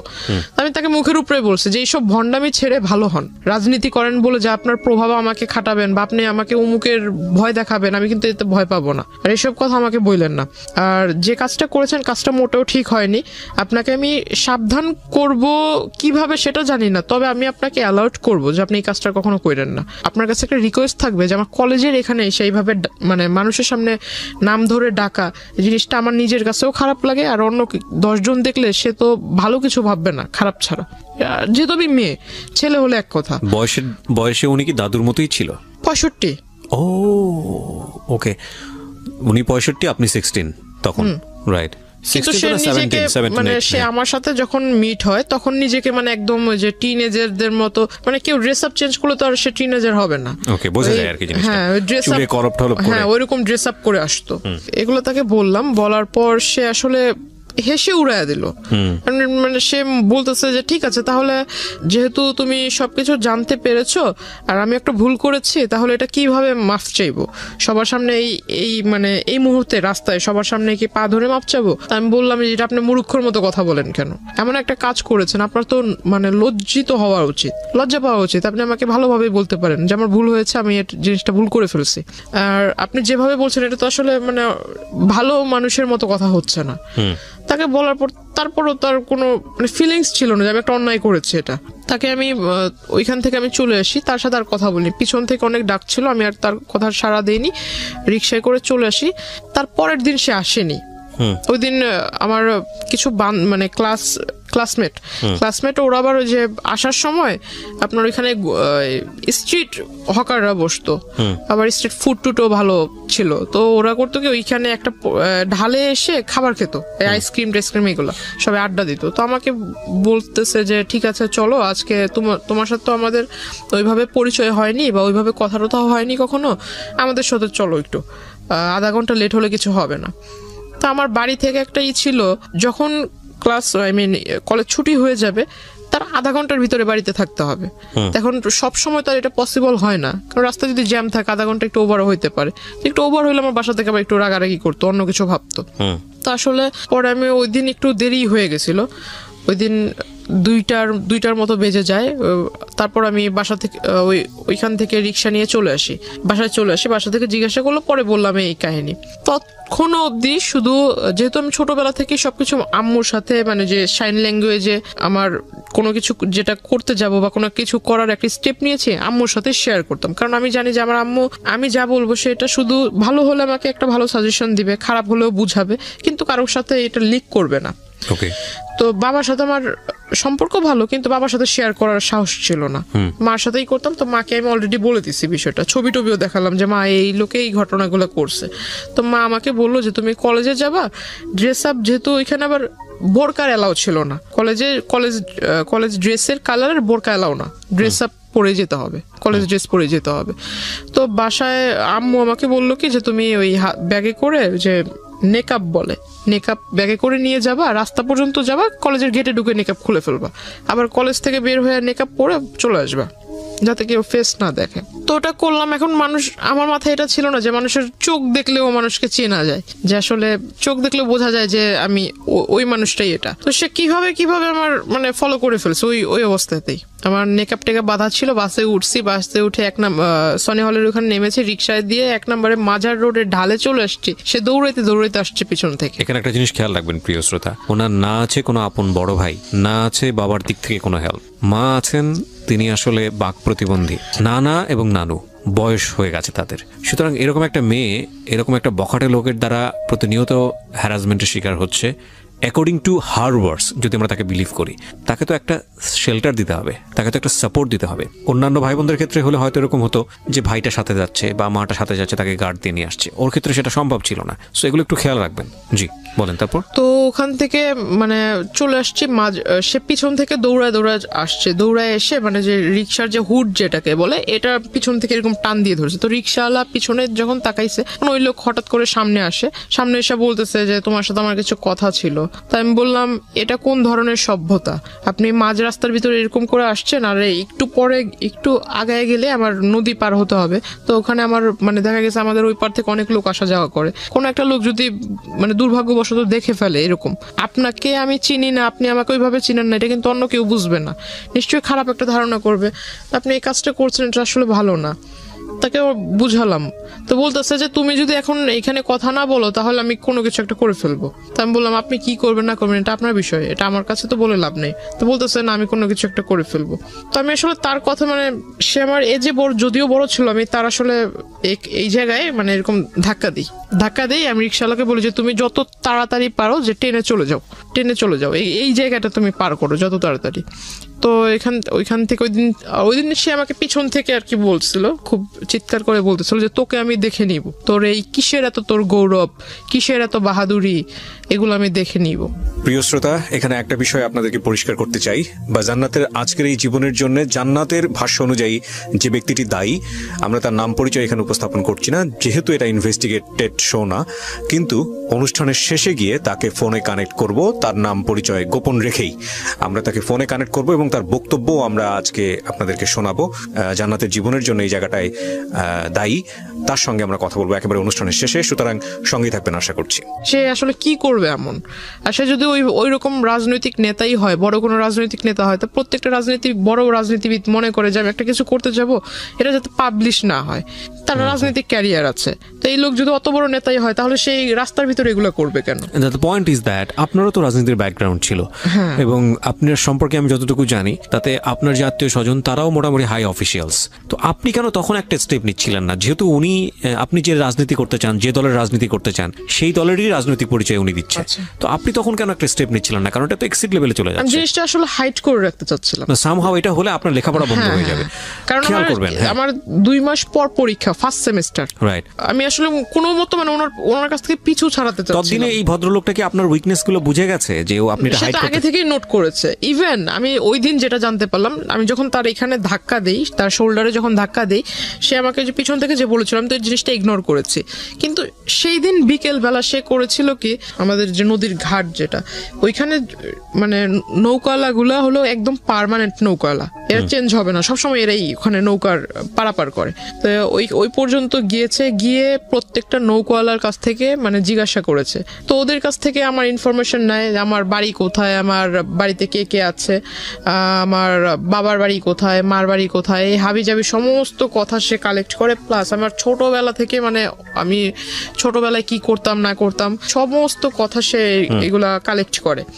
অনেকদিন মানে প্রায় 1 মাসের মতো আর তার মানে ওইখানে আমি কি বলো এটাকে, মানে সে আর ওইখানে আসেনি। তার মানে আমার কাছে খুব ভালোই মনে হচ্ছিল যে মানে এতদিন পর আমি একটা খুব মানে এখন ভালোভাবে যাতায়াত করতে পারবো, কোনো প্রবলেম নেই। তখন আমি মেকআপটা ইউজ করা বাদ দিয়ে দিলাম, যেহেতু আসছে না, হয়তো সে আসবেই না, ওইরকম একটা ধারণা ছিল। তো আমি খুব তখন থেকে আসলে যে 2-1টা মেয়ের সাথে আর কি মিশতে শুরু করলাম, ক্লাসমেট। আমি মানে তাদের সাথেই মিশতাম যারা দেখতাম যে একটু মানে ফ্যামিলি দিক থেকে একটু মানে একটু লো টাইপের, বা আমাকে নিয়ে কেউ তুচ্ছতা ছিল না। হ্যাঁ মানে আমাকে যে বুঝবে আর কি। আমি তার সাথে 2টা কথা বললে সে ওটা লিক করবে না, সে মানে আমাকে 2টা সাজেশন দিবে বা আমার সাথে একটু ভালোভাবে ব্যবহার করবে। হঠাৎ করে জানতে পারি যে আমার সাথে যারা কথা বলে এই তাদের সাথে মানে মানে কি বলো ওটাকে, মানে ওদেরকে ওই লোক শিখায় দেয় যে এই প্রশ্ন করবা ওকে, আর ওরা এসে আমাকে সেই প্রশ্নগুলো করে, আমার কাছ থেকে যে উত্তরগুলা ওরা জানতে পারে সেই উত্তরটা আবার ওই লোকের কাছে লিক করে দেয়। আসলে এটা আমার জন্য ব্যাড লাগছিল কিনা জানি না, ভালোভাবে পরীক্ষা কেটে গেল। তো আমার মানে সবচেয়ে খারাপ লেগেছিল যে পরীক্ষার রেজাল্ট গুলো খুব খারাপ হয়েছিল। মানে পাস মার্ক যতটা ছিল পাস মার্ক উঠেছে, বাট নাম্বারটা ওইরকম মানে মন মতো হয়নি। তো তখন আসলে বাড়ির মা খুব বলল যে কেন এরকম হয়েছে। আমার নানা নানু তো এরকম শিক্ষিত না, তবে মানে তারা ওই মানে পাশ করেছে, ভালো নাম্বারে পাশ করেছে এটা শুনলেই মানে এনাফ। কত নাম্বারে পাশ করেছে এটা তাদের দেখার বিষয় না। তো জিজ্ঞাসা করলো যে রেজাল্ট কি, তাই আমি বললাম যে পাশ তো করেছি। তারপর আর কিছু জিজ্ঞেস করে না। তো মা আমাকে বললো, বাবা বললো যে নাম্বার এত কম কেন। এখন পুরোপুরি বলতে পারছি না যে এই ঘটনার ভিতরে আমার ওইভাবে যায়নি। তখন করতাম কি, আমি প্রতিনিয়ত নেটওয়ার্কিং সাইটটাতে আমার সাথে যারা অ্যাড ছিল কলেজে যেসব মেয়েরা অ্যাড ছিল তাদের ওইখানে মানে রেগুলার চেক করতাম যে আদৌ আবার নতুন করে কোনো আইডি তৈরি হয়েছে কিনা, আবার এরকম কোনো অপপ্রচার হচ্ছে কিনা, এই বিষয়টাতে খেয়াল করতাম। তখন দেখলাম যে না, এরকম হচ্ছে না। তখন আস্তে আস্তে পড়ালেখার ভিতরে একটু মন দিচ্ছি। পরীক্ষার রেজাল্ট হলো তার 2 মাস পর হঠাৎ আমার বাস স্টপে ওই কলেজ টাইমে যে টাইমটাতে আমি সেই টাইমটাতে সে ওখানে আসে। আসার পর আমাকে মানে ডিরেক্টলি অফার করে যে আমি আসলে তোমাকে বলতে পারিনি, এতদিন তোমার সামনে আসেনি ঠিক, কিন্তু দূর থেকে তোমাকে দেখেছি। হঠাৎ আমাকে বলে ফেললো তোমার বাড়ি অমুক জায়গায়, তুমি এভাবে এভাবে বাড়িতে যাও, ওই নদী ক্রস করতে হয়, নৌকা পারাপার করতে হয়, অমুক বাড়ির পরে তোমার বাড়ি। টোটাল একটা কাগজের ভিতরে মানে যে জায়গা জমি নিয়ে যারাই করে তারা যে ম্যাপ আঁকায় না, রাস্তার ম্যাপ তৈরি করে, এরকম সে আমাকে একদম কলম দিয়ে রাস্তা আঁকায় এটাকে একদম দেখায় দিচ্ছে যে এই নদী পার হওয়ার পর অমুক রাস্তা থেকে এই রাস্তা থেকে সেই রাস্তা, মানে দুনিয়ার যত খোঁজ নেওয়া দরকার ছিল সব নিয়ে সমস্ত একটা পেজের ভিতরে সে আমাকে লিখে দিল। আমি দেখে আসলে অবাক হয়ে গেলাম। বলতেছে যে এনি টাইম আমি তোমার বাসায় যেয়ে মানে প্রপোজাল দিব। আমাকে এইভাবে বলতেছে 400-500 লোক নিয়ে যাব, এখন এদেরকে বসার মতো জায়গা তো দেওয়ার মতো আছে কিনা, বা এদের খাবার টাবার মানে দেওয়ার মতো অ্যাবিলিটি আছে কিনা, নাকি আমি নিয়ে যাব খাবার, এইভাবে বলছে। আমি বললাম যে আপনি আসলে মানে ওই যে আমাদের ওখানে বলে যে যার বিয়ে তার খবর নাই পাড়াপড়শি ঘুম নাই, এই কথাটা তাকে আমি বললাম। তো আমি বললাম যে আপনার কাছে সবকিছু কি মজা মনে হয় নাকি, বাস্তবতা বলতে কি কিছুই নেই? তো এই কথাগুলো বলার প্রেক্ষিতে সে আসলে আমাকে জাস্ট বললো যে তোমাকে বলেছিলাম না যে তোমার এত কিসের গৌরব বা তুমি এত কিসের অহংকার করো, কিসের পাওয়ারে আমার সাথে আমাকে অ্যাভয়েড করতেছো, এটা আমি দেখায় দিব। আর আমি কি, তুমি যে আমাকে বললা যে আমি ভণ্ডামি করছি, এটাও আমি দেখায় দিব। তো সে আসলে ওইখানে হঠাৎ একদিন মানে এই পাঞ্জাবি টাঞ্জাবি পরে কোটি টুটি পরে আমার বাড়িতে হাজির, দুপুর আনুমানিক 3টা বিকেলই বলা চলে, আপনার বাসাতে, হ্যাঁ 3টার দিকে। শুধু বাড়িতে যখন ঢুকবে, আমার যেহেতু রাস্তার পাশে ঘর, চিকন রাস্তা ছিল, রাস্তার পাশে ঘর, বাহির থেকে বলছে যে আমি আসছি, এভাবে বলতেছে যে আমি আসছি। এখন আমার নানা তাকে জিজ্ঞাসা করতেছে ভাই আপনি কে, আপনি মানে কোথা থেকে আসলেন, আপনি কার ঘরে ঢুকবেন বা কাকে চাচ্ছেন, এরকম কিছু একটা। যেমন নানা একটু সোজা টাইপের মানুষ, সে জিজ্ঞাসা করতেছে কার ঘরে যাবেন, কাকে চাচ্ছেন, খুঁজতেছেন কাকে। সে আমার ছবি আমার নানাকে দেখাইছে। দ্য পয়েন্ট ইজ দ্যাট যে এতদিন ধরে আপনি গোপন করলেন যাতে করে ফ্যামিলিতে লোকটা না আসে, আপনার লেখাপড়া যাতে বন্ধ না হয়, যেমন ফ্যামিলিতে ঢুকবে, এবং শেষ পর্যন্ত কিন্তু সেটাই হচ্ছে। এগুলো একটু খেয়াল রাখবেন। আমি কেন বলছি যে জায়গাটিতে আমরা আসলে ফোকাস করতে চাই সেটা নিয়ে কোনো বিতর্ক থাকবে না। উনি যেগুলো বলছেন সেগুলো কতটুকু সত্য কতটুকু মিথ্যা সেটা নিয়ে বিতর্ক থাকতে পারে, cause this show is not investigative show. কিন্তু যেইটা পরিণতি সেটা নিয়ে তো কোনো বিতর্ক নাই। পরিণতিটা কেন হলো সেটাও বলবো আপনাদেরকে শেষের দিকে গিয়ে।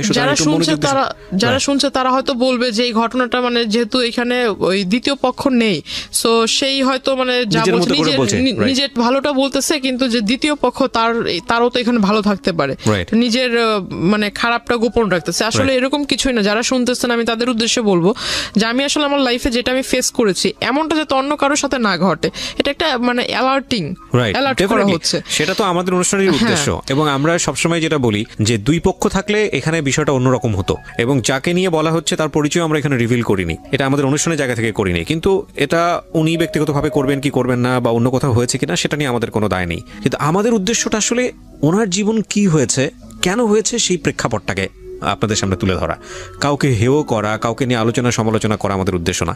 এবং দিন শেষে আপনার জীবনটা যাতে এরকম না হয় সেজন্য আপনি কি স্টেপটা নেবেন সেই লার্নিংটা দেওয়া। ওকে, সো আমরা এইভাবে আগাতে চাই। জি, তারপর কি হলো? বাসায় আসলো। হ্যাঁ, সে বাসায় আসলো। তো বাসায় এসে ঢুকে মানে আমার মাকে মানে প্রথমেই আমার মার পায়ে ধরে মানে সালাম করে। আপনার মায়ের বয়স ওনার বয়সের চেয়ে কম? আমার ওনার মেয়ের বয়সের মেবি আমার মা। তো যাই হোক, আমার মার পায়ে ধরে সালাম করে ফেলছে। তো আমার মা মানে এমনিতে একটু রাগী, কারণ পুরুষ মানুষের সামনে সে আসে না। তো আমার মা খুব রেগে গেছে, মানে যে আপনার আমাদের ওখানে বলে শলা, আসলে এটা বলা ঠিক হবে কিনা জানি না, তবু যেটা ঘটেছে আমি বলি। তো আমার মা আসলে শলা নিয়ে আসছে হাতে করে, মানে খুব রেগে গেছে যে আমার পায়ে টাচ করলো কেন এই লোক। তার মানে জানতো যেহেতু আগে থেকে, সুতরাং আপনার মা, না আমার মাকে তো আমি ছবি আগেই দেখাইছি, আর সেই লোক চলে আসছে। আর আমি ততক্ষণ অবধি মানে নানার কাছ থেকে শুনছি অন্য ঘরে, মানে মাত্র গোসল করে এসে ঘরে ঢুকছে, আর ওই টাইমে বাইরে থেকে কিন্তু সাউন্ড পেয়েছে, সে বলতেছে আমি আসছি। এইটা শুনে মানে একটু মনের ভিতরে যেটা ধুক ধুক করতেছে আমার। আমি বলতেছি যে এই লোক যদি এখন বাড়িতে মানে আগে পরে সবকিছু বলে, আমি তো আসলে লেখাপড়াটা বুঝি আজকেই আমার শেষ, আর যাইতে পারবো না। আমার মাথা একদম বই টই সব একদম পুড়ে ফেলবে। তো আমি অন্য ঘরে বসে শুধু চুপচাপ মানে ভাবতেছি যে আসলে কি বলবো। বাড়ির লোকের কাছে যখন এই লোকটা তার মতো করে বলবে, বাড়ির লোক আমাকে যখন জিজ্ঞাসা করবে, আমি তখন কি করব। তখন ওই লোকের সামনে আমার মা শলা নিয়ে আসে, মানে তাকে দেখাইতেছে শলা দিয়ে বাড়ি মারবে, মানে ঝাঁটা। হ্যাঁ, ওই শলা দিয়ে বাড়ি মারবে। তো ওই লোক বলতেছে যে মানে সে তার ইশারা বোঝে না, ইশারার কথা তো আর বোঝে না ওই লোক। আপনার মা সম্পর্কে তো জানতো যে উনি?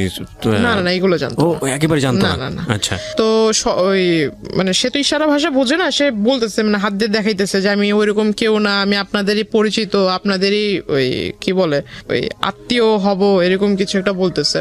তো আমার মা আসলে তো মানে মা তো রেগে আছে, হাতে নিয়ে মা বারবার বলতেছে তুই ঘর থেকে বেরো, এরকমটা বলছে। তো আমি ওই ঘর থেকে আসলাম, আসার পর তাকে ডিরেক্ট সবার সামনে জিজ্ঞাসা করলাম যে আপনি এখানে কি করে, মানে অ্যাড্রেস পেলেন কোথায়?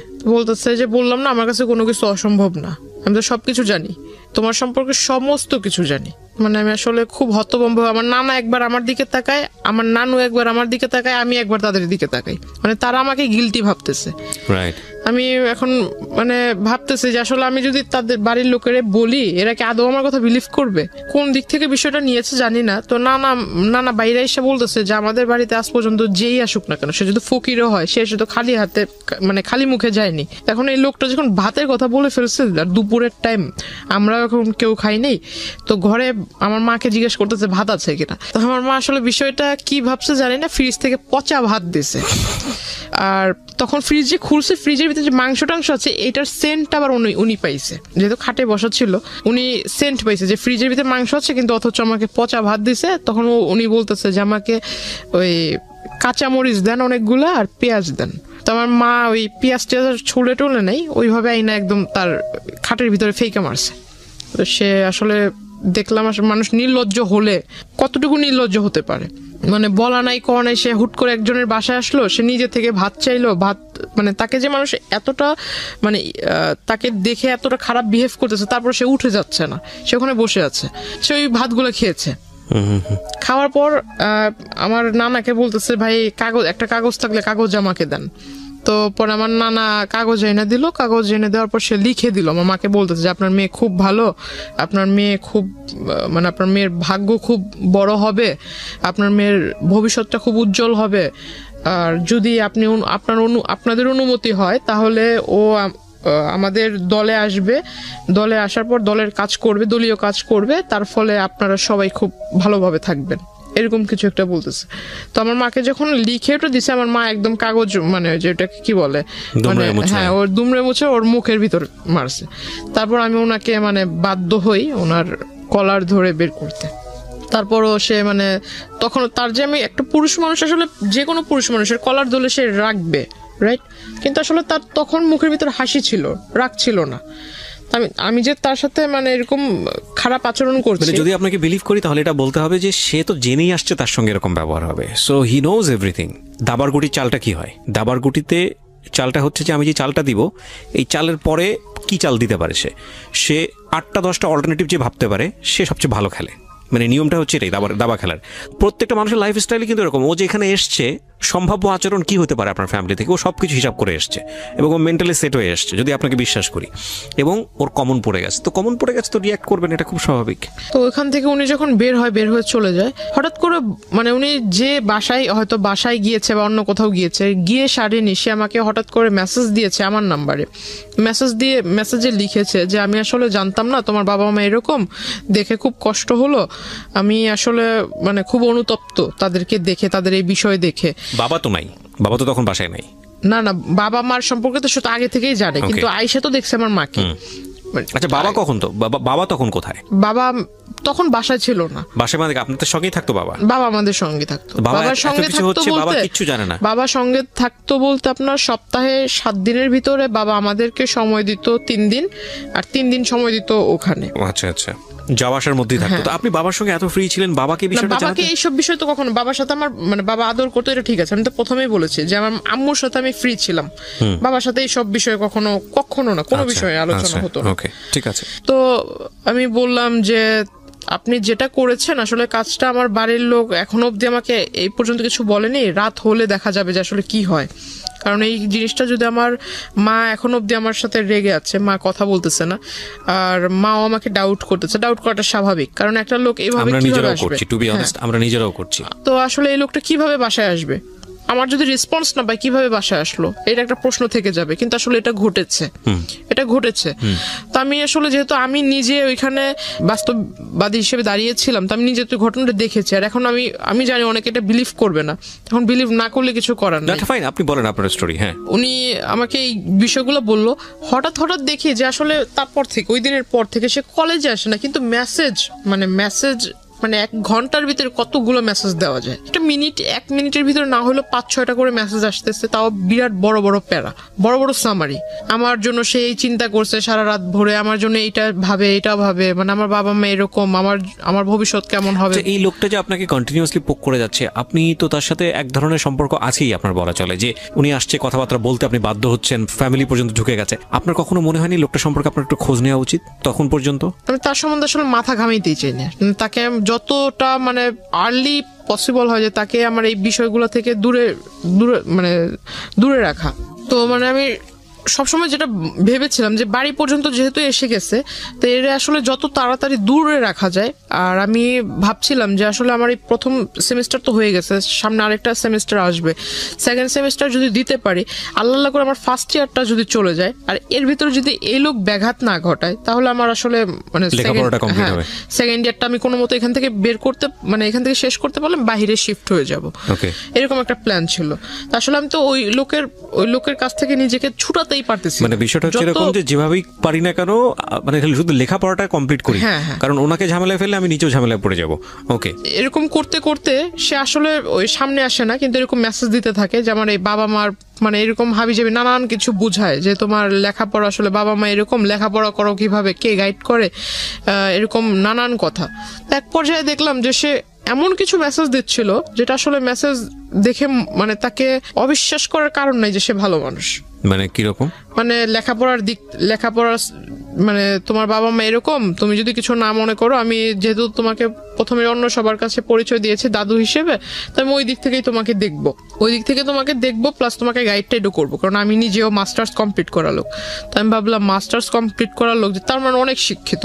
তারপর সে আমাকে বারবার মানে মেসেজ করতো যে তুমি সামনে যেহেতু এসএসসি এক্সামিনার, তো আমি তোমাকে কিছু বই, টেস্ট পেপার, মডেল কোশ্চেন ভালো যেখান থেকে মানে একদম কমন পড়ার চান্স আছে, এগুলা তুমি পড়লে একদম মানে 100 না পাইলেও 99 পাবা, এরকম একটা তার কথাবার্তা ছিল। তো আসলে সে আমাকে ওই বইটাই এনেও দিছে। বইটাই এনে দিছে বলতে মানে 3 থেকে 4টা বই এনে দিছিল। তো আসলে তখনই আমি বুঝতে পারলাম যে হয়তো লোকটা আসলে এতদিন যাই করছে, যেহেতু বইয়ের লেখাপড়ার বিষয়ে সে কথা বলতেছে, হয়তো ভালো মানুষ। তখন থেকে আসলে একটা বিলিফ তৈরি হয় তার প্রতি, আমার সফট কর্নার তৈরি হয় আপনার। হ্যাঁ, বলতে পারেন। এখানে একটা সাইকোলজিক্যাল ব্যাপার আছে প্রিয় শ্রোতা এবং দর্শক যারা দেখছেন, যে একটা মানুষকে আপনি যদি কন্টিনিউয়াসলি পোক করতে থাকেন, আপনার প্রতি একটা রিজেকশন থাকলেও মানে এটা কন্টিনিউয়াসলি যদি পোক করতেই থাকেন, লেগেই থাকেন, সামহাও কোনো একটা ভালো দিক যদি চলে আসে, ওই মানুষের প্রতি ফল ইন হওয়ার একটা সুযোগ থাকে, যেটা হয়তো আজকে যিনি গেস্ট এখানে আছেন তার হয়েছে। জি। ওনার মানে ওই যে বইটই দেয়, আমি বইটই পড়ি। তারপর আবার দেখতাম যে উনি আমাকে বলতো যে আমি যদি কলেজে আসবো, তোমার কলেজের ওইখানে এসে তোমাকে ডিস্টার্ব করবো না, তবে তুমি যদি কিছু না মনে করো তাহলে আমার সাথে লাঞ্চ করবা। তো আমার একটা স্বভাব ছিল কি যে আমি প্রতিদিন ওইখানে পাশে আবার আপনার চাইনিজ ছিল, তো আমার একটা অভ্যাস কি যে আমি ফাস্ট ফুডের প্রতি খুব একটা নেশা ছিল। তো আমি ওই চাইনিজে ঢুকে একলাই এক টেবিলে বসতাম, যেগুলো মানে যে স্টুডেন্ট যে অফারগুলো ছিল এগুলো আমি নিয়ে মানে একাই টেবিলের ভিতরে বসে খাইতাম, প্লাস ছবি তুলতাম। মানে আমার একটা যে বললাম যে নানা নানু খুব আদর করতো, তো নানার কাছে বলতাম যে আমার এই বই লাগবে, সেই বই লাগবে, আমার একটু পকেট মানি বেশি দিতে হবে। নানাও বিলিভ করতো যে হ্যাঁ বই যেহেতু কিনতে হবে টাকা তো বেশি লাগবে, তো যে টাকাটা চাইতাম সেটাই দিত। তো তার কাছে থাকার না থাক, নানির যে ব্যাগ আছে ওইখান থেকে টাকা নিয়ে দিলেও দিত। তো আমি আসলে ওই কাজটা করতাম। তো এটা আসলে সে নোটিস করেছিল, মেবি আগে নোটিস করেছিল। ইভেন সে ওই দিন আমাকে সেই মানে প্রথমে বলে যে লাঞ্চ করবে, তো আমি ভাবলাম লাঞ্চ করলে সে যে মানুষ কফির 20 টাকার জন্য ঝগড়া করছে সে কোথায় লাঞ্চ করতে পারে। তো আমাকে সে ওই চাইনিজটাতেই পরে ডাকে। আসলে সে ভিতরে বসা ছিল, আমি এটা খেয়াল করিনি। পরে ওই দিন আমি একটু মানে বুঝতে পারি যে আসলে হয়তো এই বিষয়টা সেও জানতো। তো তখন আমি আসলে শিওর হলাম। তারপর জিজ্ঞাসা করলাম, তাকে খুব রিকোয়েস্টও করলাম। ওইখানে দুই তিনজন ওয়েটার ছিল, ওয়েটার আসলে হাসতেছিল আমার কথা শুনে। আমি তাকে খুব রিকোয়েস্ট করলাম যে দেখেন আপনি আমার দাদু হন আর যাই হোক, আপনাকে আমি মানে আমার শ্রদ্ধেয় গুরুজন হিসেবেই বলি, ওইরকম ব্যক্তিত্বের ভিতরে আপনাকে রেখেই বলি, হাত জোর করে মানে 2 হাত জোর করে তার কাছে রিকোয়েস্ট করতেছিলাম যে আমি লেখাপড়া করতেছি, দয়া করে আমাকে লেখাপড়াটা করতে দেন। এরকম করে আসলে ডিস্টার্ব করা, আপনি আমাকে কোন দিক থেকে দেখেন, মানে আমার সামনে একরকম বিহেভ করেন আর যখন আমার মানে ফোনের ওপারে থাকেন যেসব মেসেজ দেন এগুলো আবার একটু অন্যরকম। কারণ মাঝখানে সে লেখাপড়ার সাজেশনের পাশাপাশি কিছু আপনার মানে প্রেম জাতীয় কিছু, হ্যাঁ এরকম মানে ছন্দ টন্দ মানে আমরা বুঝি, হ্যাঁ ছন্দ টন্দও পাঠাতো। তখন ভাবতাম যে আসলে লেখাপড়ার জিনিস বিষয়ে লিখতেছে ঠিক আছে, কিন্তু এইসব যে ছন্দ এইগুলো পাঠানোর মানে কি? দাদু তার নাতিনকে এইসব ছন্দ পাঠাবেন? তখন জিজ্ঞেস করছি। খেয়াল রাখবেন যে ওর বয়সটাও কিন্তু 18 বছর, মানে যিনি এখানে বলছেন জান্নাত, তার বয়সটাও কিন্তু 18 বছর, এবং 18 বছর হচ্ছে মেয়েদের কিংবা ছেলেদের জীবনের আগুন বছর আমি বলি এটাকে, সুকান্তের সেই কবিতার মতো। যদিও সুকান্ত ওখানে অন্যভাবে এটাকে নিয়ে আসছেন, কিন্তু টিনেজের যে বয়ঃসন্ধিকাল সময়, এটা আগুন বয়স। এখানে ভুল করা মানে এখানে ভুল করবে না তো জীবনে কোথায় ভুল করবে, এরকম একটা বয়স, সোজা কথায় যদি বলা চলে। বলেন। তারপর উনি আমাকে বললো যে এগুলা নাকি অনেক বড় বড় কবি, তার ফ্যান, অনেক বড় বড় লেখক কবি আছে, তো তার ফ্যান, তারা তাদেরকে ঘুম থেকে ওঠার সাথে সাথে নতুন নতুন ছন্দ মেসেজ লিখে পাঠায় দেয়, এইগুলো সে আমাকে পাঠায়। তো আমার কাছে মানে বিষয়টা আসলে বিলিভ ওইভাবে করিনি। তারপর ওখানে খাওয়া দাওয়া করলাম। খাওয়া দাওয়া করার পর আমি আমার মার জন্য মানে খাবার, এটা আমার একটা স্বভাব ছিল যে আমি কোথাও গেলে আমি মার জন্য বোনের জন্য খাবারটা নিয়ে আসতাম। তো আমার খাওয়ার পর আমি খাবারটা পার্সেল করে নিয়ে আসি, আমার টাকা দিয়ে আমি খেয়েছি। তো সে আমাকে বলতেছে যে আমি আজকে না হয় আমি বিল পেমেন্ট করি। তো আমি বললাম যে না থাক, আপনার করার দরকার নেই, আপনি শুধু আমার একটা কথা রাখেন যে আমি খুব উপকৃত হব এটা করলে, আপনি আমার মানে আমার পিছু ছেড়ে দেন, পারলে আমার জন্য একটা ছেলে খোঁজেন, কিন্তু আপনি আমার পিছু ছেড়ে আমাকে ভালো সাজেশন দিচ্ছেন, এটা ভালো দিক, কিন্তু যেসব মাঝামাঝি যেসব কথা বলেন বা যেসব SMS দেন এগুলো আসলে ঠিক না। তারপর আমি তাকে এই SMS গুলো আমি নিজে তাকে পড়ে পড়ে শোনাই। তখন পিছন থেকে ওয়েটাররা খুব হাসতেছিল। আমাকে একজন ওয়েটার জিজ্ঞাসা করলাম যখন বের হব, সে কিন্তু ভিতরেই বসে আছে। সে ভিতরে বসে আছে বিকজ সে, আমার প্রশ্ন হলো যে এতদিন যে সে আমার সম্পর্কে খোঁজ নিয়েছে, সে যেহেতু জানে যে আমি ওই চাইনিজে খাওয়া দাওয়া করেছি এর আগেও বেশ কয়েকবার একা একা এসে, তাহলে তার ভিতরে হয়তো প্রশ্ন জাগতে পারে যে সে একটা মেয়ে একা একা চাইনিজে এসে কেন খাবে, হয়তো নিশ্চয়ই কারোর সাথে খেয়েছে, এমন প্রশ্ন সে জিজ্ঞাসা করতে পারে। বা সে কেন কি বললো ওটাকে মানে কেন খোঁজ নিল না যে আমি ওইখানে একা একা কি প্রতিদিনই রেগুলার এসে খাই বা কত টাকার খাই, এরকম কিছু একটা। এরকম না করে মানে সে ডিরেক্টলি ম্যানেজার মানে এইগুলো আগে না করে ওই দিন যায় সে ম্যানেজারকে জিজ্ঞাসা করে। এগুলো তো সে আগেও করতে পারতো, যেহেতু সবকিছু জানে সে আগে খোঁজ নিতে পারতো। সে আমি চলে আসার পর ওই দিনই ম্যানেজারের কাছে যা জিজ্ঞাসা করে, সে করে কি মানে টাকা দেয়, টাকা দিয়ে মানে খোঁজ খবর নিবে আর কি, যে আমি এর আগে 2016 শুরুর দিক থেকে যে এই কয় মাসের ভিতরে সে কতবার এসেছে, আমার ছবি দেখায় কতবার এসেছে। তখন মানে ওই ফুটেজগুলো সে নেয়, ফুটেজগুলো নিয়ে ফুটেজগুলো সে করেছে কি ওই যে আপনার স্টুডিওতে মেবি ফুটেজ কাটা যায়, কেটে মেবি এডিট করা যায়, ওখানে কেটে ওই ওই রেস্টুরেন্টে সে তার সাথে এক লোককে নিয়ে গিয়েছিল, লোক নিয়ে তার মানে ভিডিও করে সেটার সাথে ম্যাচ করে দিছে, অথচ ভিডিওতে ক্লিয়ার দেখা যাচ্ছে যে তার সাথে আমার মানে আমি আমার টেবিলে বসা একা, আমার টেবিলের সাথে কেউ বসে খাচ্ছে না, শুধু কিন্তু টেবিল ভরা খাবার, আমি একা, টেবিলের ভিতর অন্য কেউ এসে খাচ্ছে না, এটা মেবি অনেকক্ষণ সময় ধরে, এটা স্পষ্ট বোঝা যাচ্ছে, কিন্তু সে এগুলা করে মানে এটা পরবর্তীতে আমাকে আর কি ব্ল্যাকমেইল করেছে। তো উনি হঠাৎ একদিন আমাকে মাঝখানে আসলে তার সাথে আমার সম্পর্ক ওইরকম মানে আগে যাও নকটক দিত, মেসেজ টেস দিত, হঠাৎ দেওয়া হয় না, হয়তো মেবি তার ফ্যামিলিগত কোনো একটা প্রবলেম ছিল।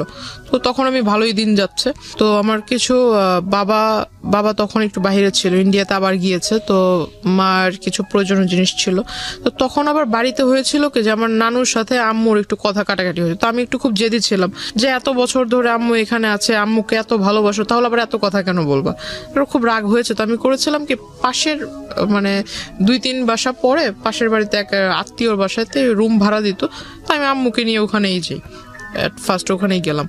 তো যাওয়ার পর ওখানে কিছুদিন রইলাম, তো এখন আম্মু বলতেছে যে অনেক জিনিস কমতি আছে, এগুলো লাগবে। তো আমি বললাম যে ঠিক আছে, তা আমি নিজেই যাব। তো আম্মু বলতেছে যে তাহলে তুমি কিভাবে আনবে? তো আমি বললাম না, আমি একজন নিয়ে যাব সাথে করে, কারণ নৌকাওয়ালা হোক বা রিক্সাওয়ালা হোক, এদেরকে দিয়ে নিয়ে আসবো। তো ওখানে গেলাম, এই মানে কথাটা আসলে হয় কোনো নৌকাওয়ালাই লিক করেছে নাকি আমার এলাকা থেকে কোনো লোক লিক করেছে আমি জানি না। পরে আসলে হঠাৎ মানে আমি নদীটা ক্রস করেও সারিনি, মাত্র রিক্সা রিক্সা নিয়ে একটুখানি ঢালের মানে ওই রোডের একটু ঢালে উঠেছি, তখনই মানে সে আইসা এরকম রিক্সা থামাইছে, মানে একদম ওই বিয়ের সময় যে পাঞ্জাবিগুলো আর কি পরে, এরকম লাল পাঞ্জাবি পরে আসছে, মাথায় টুপি দিয়ে আসছে। তো তাকে দেখে মনে হচ্ছে একটা যে রাস্তায় ভিক্ষা করে না অনেক মানুষ, মাথায় টুপি দিয়ে এরকম একটা লুক নিয়ে আসছে সে।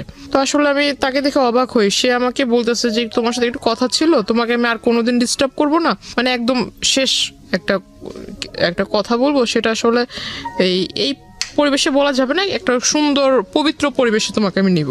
তো আমি বললাম পবিত্র পরিবেশ আবার কোনটাকে বলে? তো বলতেছে না, একটা ভালো জায়গায়, ওইটা তোমার একটা দরগা টাইপের পাশেই, তো রাস্তার পাশেই আবার টিম্বার ছিল, অনেকগুলা কাঠের দোকান ছিল, ভিতরে একটা ছোট্ট একটা ঘরের মতো, ভিতরে যে আপনার মাজার দরগা এগুলা ওইটার ভিতরে নিল, ওখানে তার আগে থেকে তার পরিচিত লোক বসা। দ্যাট মিন সে এতদিনে যে আমার সাথে কানেক্টেড ছিল না, এই গ্যাপটাতে সে করেছে কি আপনার যে নোটারি পাবলিক বলে যে এই কাগজগুলা তৈরি করেছে, প্লাস আমি আপনাকে যে পেপারস গুলো দেখিয়েছি যে আমাদের নামে সে অনেকগুলা মামলা করেছে, মানে আমার হয়ে আমাদের নামে মামলা করেছে, মানে আমি আমার ফ্যামিলির নামে মাদকের মামলা করেছি, এটা পেপারস আমি আপনাকে দেখিয়েছিলাম। সেই বিষয়টা সে এই পেপারস রেডি একসাথে প্রিন্ট করে রাখছে। তো এখন আমি যতটুকু বুঝতাম যে শাপলা মানে হলুদ পেপারের উপরে শাপলা টাপলা ছাপানো, এর মানে কি দলিল, এতে বোঝা যায়।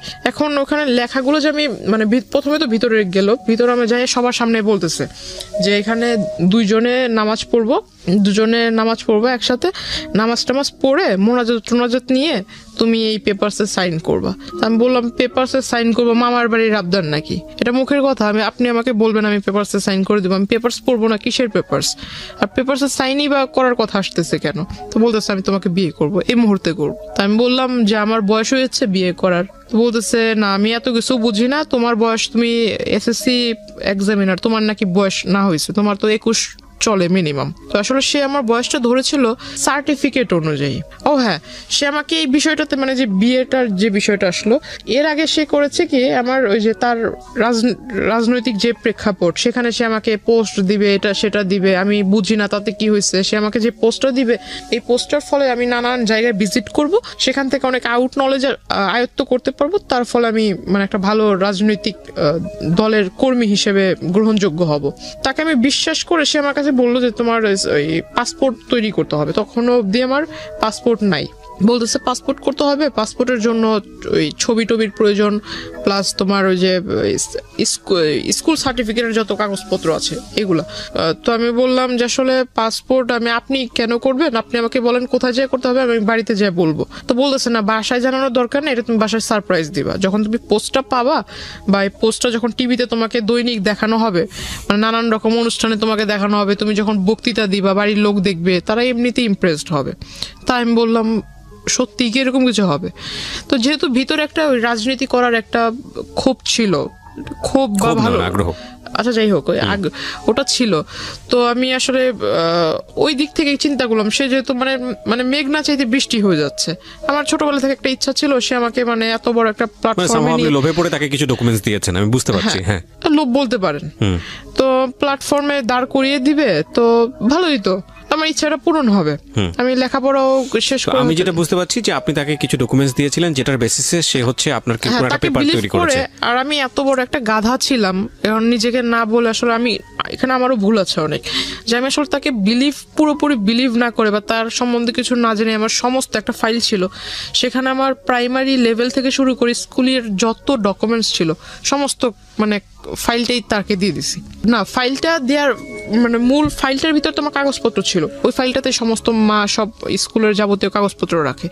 তাকে সার্টিফিকেটগুলো বের করে দিচ্ছে, সে আমাকে বলতেছে যে না তোমার সার্টিফিকেট দরকার নেই, আমার কাছে আমি কিসে করে নিয়ে যাবো এই কাগজগুলো, কাগজ তো মূল্যবান কাগজ, যেহেতু ফাইলটার ভিতর আছে, ফাইলটা এখন এই ফাইলটা যা যা আছে এই সমস্ত কিছু আমি আবার তোমাকে ব্যাক করে দিব, তুমি আমাকে এটা দাও, আমি তোমাকে যা যা আছে সমস্ত কিছু ফিরিয়ে দিব। তো আমি গেলাম, সে আমাকে বললো যে ছবি তুলতে হবে, 22 কপি না 20 কপি যেন ছবি লাগবে বলছিল। পরে ছবি তুললাম স্টুডিও থেকে, স্টুডিওর ছবি আনবনবো করে আর আমাকে বলে মানে ডেট বলে না যে অমুক দিন আনতে হবে, ছবিগুলো আমাকে দিবা, এই ছবি দেওয়ার ডেটটা আর বলে না। তো আমি আর ওই বিষয়ে মাথা ঘামাইনি, ছবি স্টুডিওতে পড়ে রয়েছে। সে ওই সার্টিফিকেটের ফটোকপির সাথে ফটোকপি আর ওই আপনার ওই ফটোকপির ডেট দিয়ে সে আর কি বলে যে আমি বিয়ের বয়স আমার হয়েছে, কারণ সার্টিফিকেট আমার 4 বছর বয়সে মেবি আমাকে স্কুলে ভর্তি করা হয়, আমাকে বয়সটা বাড়িয়ে দিছিল কারণ আমার গ্রোথের কারণে চাইলো আপনাকে। তারপর কি করলেন? সার্টিফিকেটের অনুযায়ী সে আমাকে ওই বয়সটা দেখায় বেশি। সে আমাকে যখন বিয়ের প্রস্তাবটা দেয় সবার সামনে যখন দেয়, আমি মনে করেছিলাম যে দরগাতে মাজারে তো অনেক মানুষই যাতায়াত করে, কিন্তু আসলে ওইখানে যারা যারা ছিল সবাই যে তার পরিচিত এটা আমি জানতাম না। সে হঠাৎ করে আমি যখন না করি যে না আমি সাইন করব না, আর বিয়ে তো প্রশ্ন আসে না, আর আপনাকে আমি বিয়ে করব, আর যদি বিয়ে করিও তাহলে তো আমার বাড়ির লোককে জানাতে হবে। তারপর সে আমাকে বললো এই কথা, বলার পর আমি বললাম যে না আমার যেহেতু বাবা মা জন্ম দিয়েছে, জন্ম দেওয়ার যেহেতু তারা জন্ম দিয়েছে বড় করেছে, এখন আমি তার বিয়েটা তো তাদের ছাড়া করব না, আমি এই বিষয়টা আসলে তাদেরকে জানাবো, একদিনের সময় আমাকে দেন, আপনি একদিনের সময় দেন, আমি এটা বাসায় যা বলবো, তারপর কালকে আগামীকাল মানে তার মূলত তার ওইখান থেকে আমার চলে আসা দিয়ে কথা। তো সে করে কি আসলে উপরে মানে সে হয়তো বুঝতে পারে যে আমি বের হতে চাচ্ছি, সে উপরে দাঁড়িয়ে মানে আমি তো বসা, সে উপরে দাঁড়িয়ে মানে খুব খুব মানে হিট কি বলে এটা, খুব হাইলি আমাকে একটা পাঞ্চ করে মুখের ভিতরে, আর তার একটা ঘুষিতেই আমার এখান দিয়ে ফেটে যায়, রক্ত বের হয়। তারপর সে তার হাতে মেবি ধারালো কিছু ছিল, আবার এইখানে মানে এভাবে মানে টান দিতে গিয়ে এখানে নাকের পুরো মাংসটা উঠে আসছিল। আমি আসলে খুব জোরে ব্যথা পেয়েছিলাম, খুব হাউমাউ করে কান্না করতেছিলাম।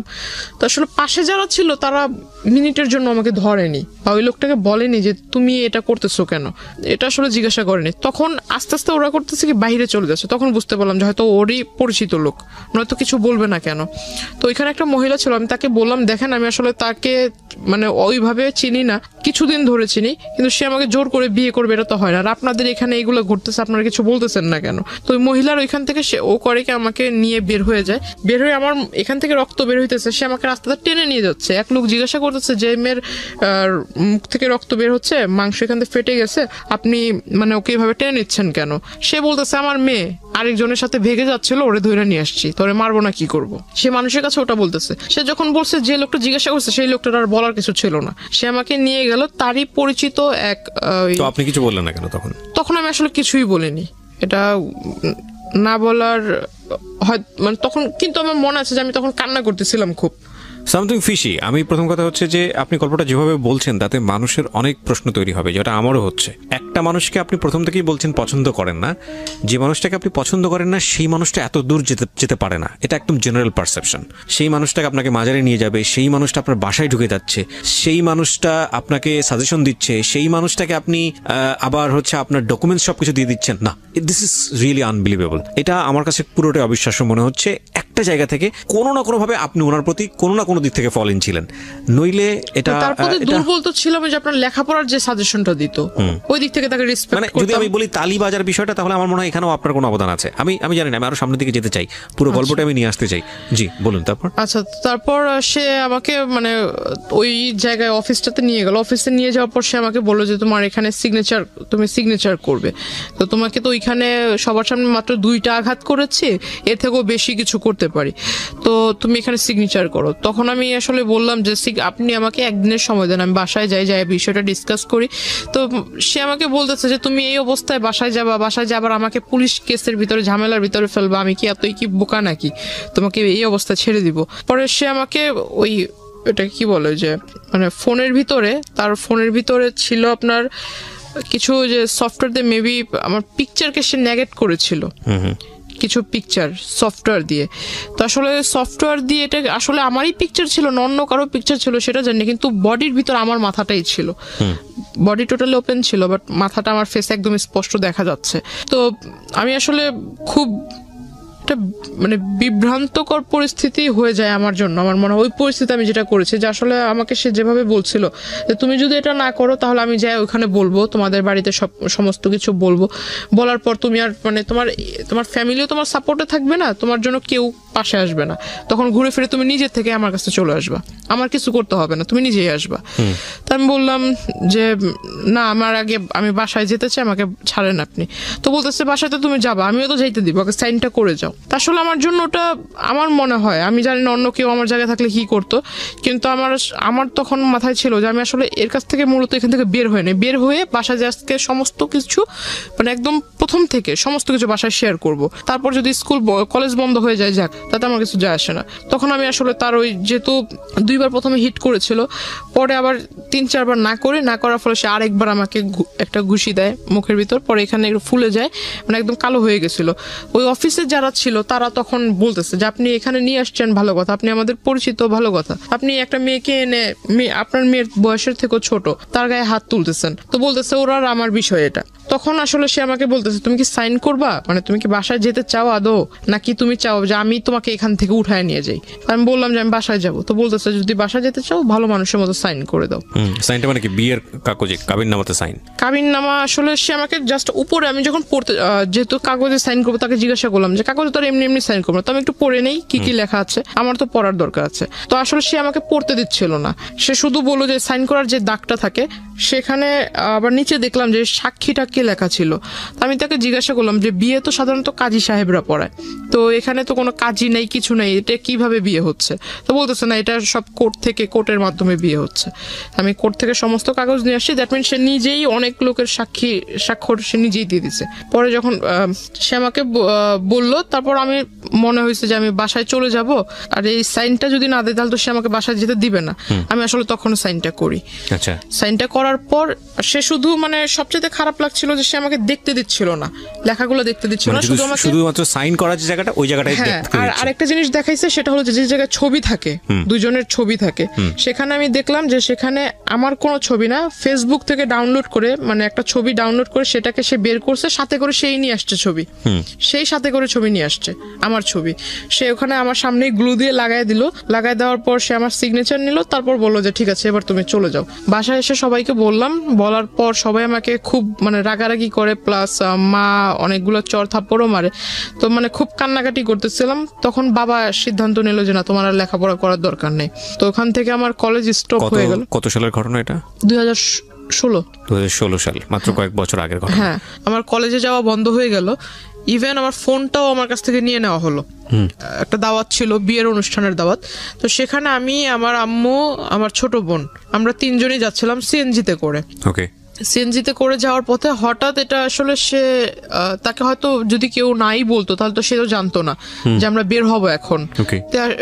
উনি করে কি যে আমাদের পিছন থেকে মানে গাড়িতে করে ফলো করে, উনি ফলো করার পর উনি ওইখান থেকে আমাকে নিয়ে যায়।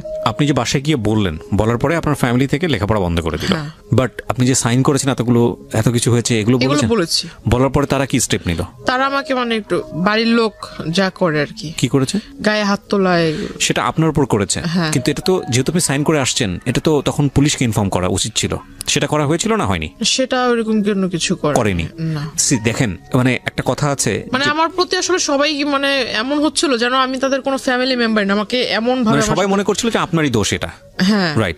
আমাদের এই গল্পের যে বিন্যাস বা যেভাবে আপনি এখানে উপস্থাপন করেছেন, এখানে অনেক মানুষই আপনার দিকে সন্দেহের তীর তুলবেন। এটা তোলার যথেষ্ট যুক্তিও আছে, সেগুলো নিয়ে আমি শেষের দিকে কথা বলবো। তার আগে আমি একটু জানাতে চাই যে দেখেন, ফলস কোথায় কোথায় হচ্ছে। ফ্যামিলিতে জানিয়েছে এরকম একটা ঘটনা ঘটে গেছে, আমি কিন্তু অনেকগুলো পেপারে সাইন করে এসেছি। তারপরে উচিত ছিল তাৎক্ষণিকভাবেই পুলিশের কাছে যাওয়া এবং গিয়ে এই ঘটনা বলা পুলিশকে। ওনারা কিন্তু সেটা করেননি। তখন পর্যন্ত ওনারা পুলিশ নিয়ে চিন্তা করেননি, কোর্ট নিয়ে চিন্তা করেননি। কিন্তু এই ধরনের ক্রেজিনেস যদি একটা মানুষ দেখায় কারোর প্রতি, তাহলে অবশ্যই প্রথমেই পুলিশকে সেটা ইনফর্ম করা উচিত। নইলে অনেকে মনে করতে পারে যে পুলিশের কাছে বলবো না, ফ্যামিলির এই প্রবলেমগুলো নিয়ে মানুষকে জানাবো না। শেষ পর্যন্ত ওই যে বলে না, যেটা প্রথমেই সমাধান হয়ে যেতে পারতো, শেষ পর্যন্ত এটা এত বড় হয়ে বাস্ট হয় যে শুধুমাত্র এটা ফ্যামিলি মেম্বার না, এটা পুরো দেশের লোকই জানে। রাইট নাও এই মেয়েটার ক্ষেত্রে এখন তাই হচ্ছে। তো এরপরে আপনি কি করলেন? কোথাও যাচ্ছিলেন বোধহয়, সিএনজি নিয়ে কিছু একটা। উনি আমাদের পিছনে ফলো করতেছিল। আমাদের বলতে আপনার সঙ্গে কে কে ছিল? আমি, আমার মা, আমার ছোট বোন। ওকে, তারপর তিনজনই যাচ্ছিলাম দাওয়াতে। তারপর তো পিছন থেকে উনি গাড়ি দিয়ে ফলো করছিল। তো ওনার সাথে আবার তিনজন ছেলেও ছিল, ইয়াং এজের। উনি গাড়িতে বসা ছিল। উনি হঠাৎ করে ওভারটেক মেবি বলে এটাকে, পিছন থেকে গাড়ির সামনে এসে দাঁড় করিয়ে দেয়। তো হঠাৎ করে সিএনজি ওয়ালা থামানোর পর ওই সিএনজি ওয়ালাকে ওই ছেলেরা ঈশা বলতেছে যে ভিতরে আমাদের লোক আছে, ওরা মানে আমরা ওদের সাথে কথা বলবো। আসলে আমি ছেলেদেরকে দেখে চিনতে পারিনি। পরে পিছন থেকে যখন বলতেছে যে তোদের ভাবিকে কিছু বলিস না, কোনো মতো খালি গাড়ি থেকে নামা, তখন আসলে তার কণ্ঠ টোন শুনে বুঝতে পারি। তখন আমি গাড়ি থেকে নাইমা যায়, তাকে ডিরেক্টলি জিজ্ঞাসা করি যে এগুলো করার মানে কি। তো উনি আমাকে ডিরেক্ট বলতেছে যে তোর সাথে আমার এই সম্পর্ক হয়ে গেছে, যেভাবেই হোক হয়েছে, আমার ইচ্ছা ছিল, আমার ইচ্ছা পূরণ হয়েছে, তো তুই আমার সাথে যোগাযোগ কেন বন্ধ করলি, যোগাযোগ কেন রাখলি না? তো রাস্তার মধ্যে এটা হচ্ছে, আশেপাশে লোকজন ছিল না? ওই রাস্তাটা আসলে একটু নির্জন টাইপের ছিল। যে টাইমটা ছিল ওই টাইমটাতে এত মানুষ ছিল না। আমাকে বলতেছে যে তোর ভিতরে কি একটু ভয় জাগলো না যে আমি এই পেপারস দিয়ে ওই তোর সাথে যে আমার এই যেভাবে হোক বিয়ে হয়েছে, এই কাগজ টাগজ দিয়ে তোর কিছু করব, তোকে ভয়ভীতি দেখাইতে পারি, এরকম কোনো ধারণা কি তোর মনে আসেনি? ওইখান থেকে আমাকে আমার মার ওইখান থেকে সে সামনে আসে। আমার মা তাকে তো প্রথম দিনে একবার দেখছে, তাকে চিনে।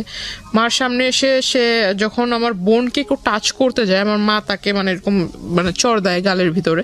সে রেগে গিয়ে আমার মাকে আর কি ধাক্কা দেয়, আমার মা পড়ে যায়। তো হঠাৎ ওই সিএনজি ওয়ালা যখন বলতে যায় যে আপনি কি এরকম এসে করতেছেন, তখন সিএনজি ওয়ালাকে ওই 3টা ছেলে মারে। ওই সিএনজি ওয়ালাকে মারা দেখে ওই আশেপাশের কবরস্থানের ওইখান দিয়ে ফুটপাথ দিয়ে লোক হেঁটে যাচ্ছিল, তারা আসার পর বলতেছে যে এখানে কিসের গ্যাঞ্জাম হচ্ছে, আবার ওই সিএনজি ওয়ালাকে মারলেন, আপনি কে? তখন সে পেপারস বের করে দেয় যে আমার বউকে বিয়ে হয়ে গেছে কিন্তু আমার কাছে তুলে দিচ্ছে না, আমার বউকে তার ফ্যামিলি তার গার্ডিয়ান আটকায় রাখছে বাসায়। এইটা বলে সে আমাকে আসলে ওইখান থেকে ওই পেপারস দিয়ে নিয়ে যায়। নিয়ে যাওয়ার পর সে আমাকে ডিরেক্টলি ওইখান থেকে নিয়ে যায়। ইভেন আমার মাকে যে ধাক্কা দিয়েছিল, আমার বোন কিন্তু খুব কান্না করতেছে, আমার বোন ওকে দেখে কান্না করতেছে। আমার মা উঠতে উঠতে সে আমাকে গাড়িতে মানে উঠায় ফেলছে। আমাকে শুধু বলতেছে যে এই পেপারস গুলো কিন্তু সবকিছু, তুই যে এখন যদি না যাস তাহলে যে তোর মা বোনকে যে ছেড়ে যাচ্ছে এরাও কিন্তু থাকবে না, ভাবিস না। আমাকে এটা বলে। তো আমার কাছে আমি সর্বোপরি আমার বোন আমার কাছে সবচেয়ে প্রিয়, আর আমার মাও আমার কাছে সবচেয়ে প্রিয়। তো আমি ওর সাথে যাওয়ার পর এটা যাই বললে ভুল হবে, সে আমাকে নিয়ে যায় জোরপূর্বক। আমাকে নিয়ে এসে ডিরেক্টলি এক মহিলা, তারই পরিচিত এক মহিলা, ওই মহিলার বাড়িতে 4 দিন ছিলাম। 5 দিনের দিন সে অ্যারেস্ট হয়। তো 4 দিনই সে আমাকে খুব টর্চার করেছে ওই মহিলাটা।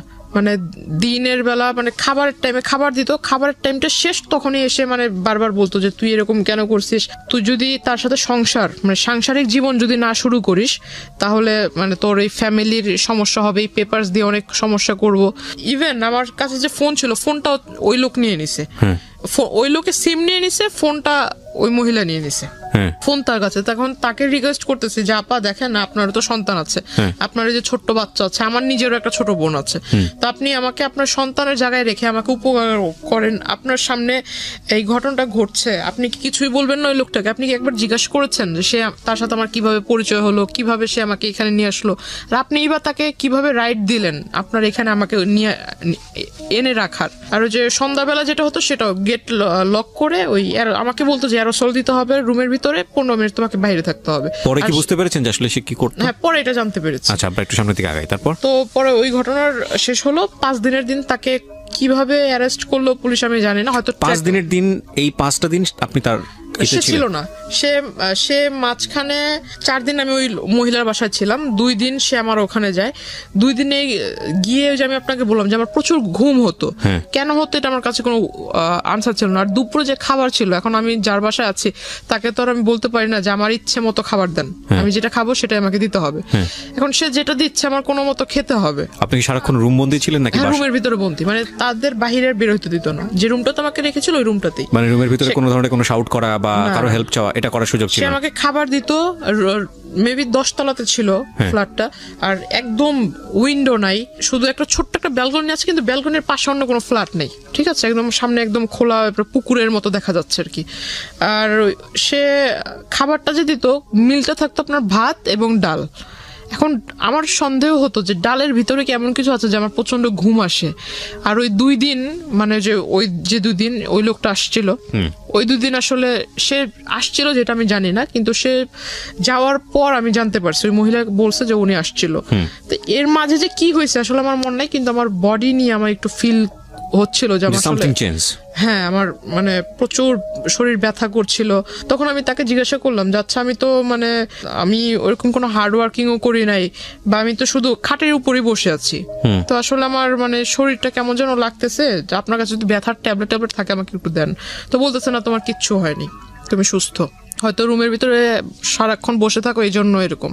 তো আমি বললাম যে রুমে যেহেতু সারাক্ষণ আপনি বলতেছেন আমি বসে থাকি, তাহলে আপনার ওখানে কোনো একটা কাজটা দেন, আমি ছোট ছোট মানে আপনাকে হেল্প করি, আপনার কাজে হেল্প করি। বলতেছে না তোমার ওই রুমেই বসে থাকো। মানে আপনি তো নর্মালি ছিলেন, আপনার কথা শুনে যেটা মনে হচ্ছে মেন্টালি নর্মাল ছিলেন, লাইক আপনাকে তো এক জায়গায় ব্লক করে ফেলেছে, আপনার তো সামহাউ ফ্যামিলি ওখান থেকে এসকেপ করার কথা, ওইখান থেকে আপনার একটা আর্জি থাকা উচিত যে যে কোনো ভাবে হোক আমাকে এখান থেকে বের করো বা এরকম কিছু একটা। না, এটা তাকে ওই মহিলাকে তো অনেকবার কনভিন্স করেছি, প্লাস ওই মহিলার সাথে দেখা করার জন্য ওনাদেরই দলের কিছু লোক এসেছে, মানে এটা দেখার জন্য যে আসলে ওই লোক আমাকে কেনই বা আনছে এখানে, এনে এখানে রাখছে, মানে তাড়াতাড়ি মানে যে মহিলাটার বাসায় রাখলো ওই মহিলার সাথে ওই লোকের খুব ভালো রিলেশন, আবার ওই লোকের অগোচরে, ওই ব্যক্তির অগোচরে ওই মহিলা আবার তাদেরই দলের যে তাদের যে রাজনৈতিক দল, ওই দলের মানুষদের সাথে ওই লোকের ব্যাপারে খারাপ আলোচনা করতেছে। এটা আমি আমার রুম থেকে শুনছি, বাইরে যারা কথা হচ্ছে। তখন আমাকে হঠাৎ ডাকলো সবাই, ডাকার পর আমাকে বলতেছে আচ্ছা আপনার ভিতরে এমন কি দেখে সে এত পাগল হয়েছে, আসলে কি আপনাদের জমি জমার জন্য কি আপনাকে বিয়ে করা, নাকি আপনাদের সাথে আসলে ভালোবাসার কোনো সম্পর্ক আছে? তখন আমি তাদেরকে ফুল ডিটেলস বলি। তো আমি বললাম যে দেখেন পারলে আমাকে একটু মানে একটু উপকার করেন, হয় আমার বাড়ির লোকের সাথে কথা বলায় দেন, আর না হয় আমাকে আপনারা একটু নিজ দায়িত্বে বাড়িতে পৌঁছায় দেন, এর বিনিময়ে যদি টাকা পয়সা চান আমি চেষ্টা করবো আমার বাড়ি থেকে নিয়ে দেওয়ার জন্য।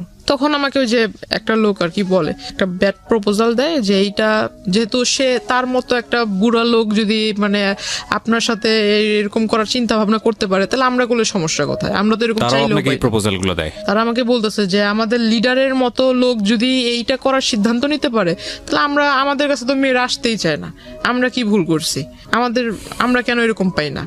তো আমাকে সে ব্যাড প্রপোজাল দেয়। তখন আমি আসলে বুঝতে পারি যে আসলে এও হলো ওই কোয়ালিটিরই মানুষ, মানে স্কিপ করার কোনো রাস্তা নাই। না, এদেরকে আমি বললে তো আর উল্টা তাদের আবার এই সমস্ত ওদের সাথে যা যা কথা হয়েছে আমার কাছ থেকে তো সমস্ত কিছু শুনছে, শোনার পর আমি যে ওই লোকের কথা বললাম ওই লোক খারাপ এটা সেটা যে বললাম, এগুলো আবার যা ওই লোকের কাছে বলে দিছে। প্রিয় শ্রোতা, এখানে একটা বিষয় আপনাদেরকে পরিষ্কার করতে চাই, জান্নাতকে বা জান্নাতের আজকের এই জীবনের জন্য জান্নাতের ভাষ্য অনুযায়ী যে ব্যক্তিটি দায়ী, আমরা তার নাম পরিচয় এখানে উপস্থাপন করছি না, যেহেতু এটা ইনভেস্টিগেটেড শো না, কিন্তু আমরা অনুষ্ঠানের শেষে গিয়ে তাকে ফোনে কানেক্ট করব, তার নাম পরিচয় গোপন রেখেই আমরা তাকে ফোনে কানেক্ট করব এবং তার বক্তব্যও আমরা আজকে আপনাদেরকে শোনাবো।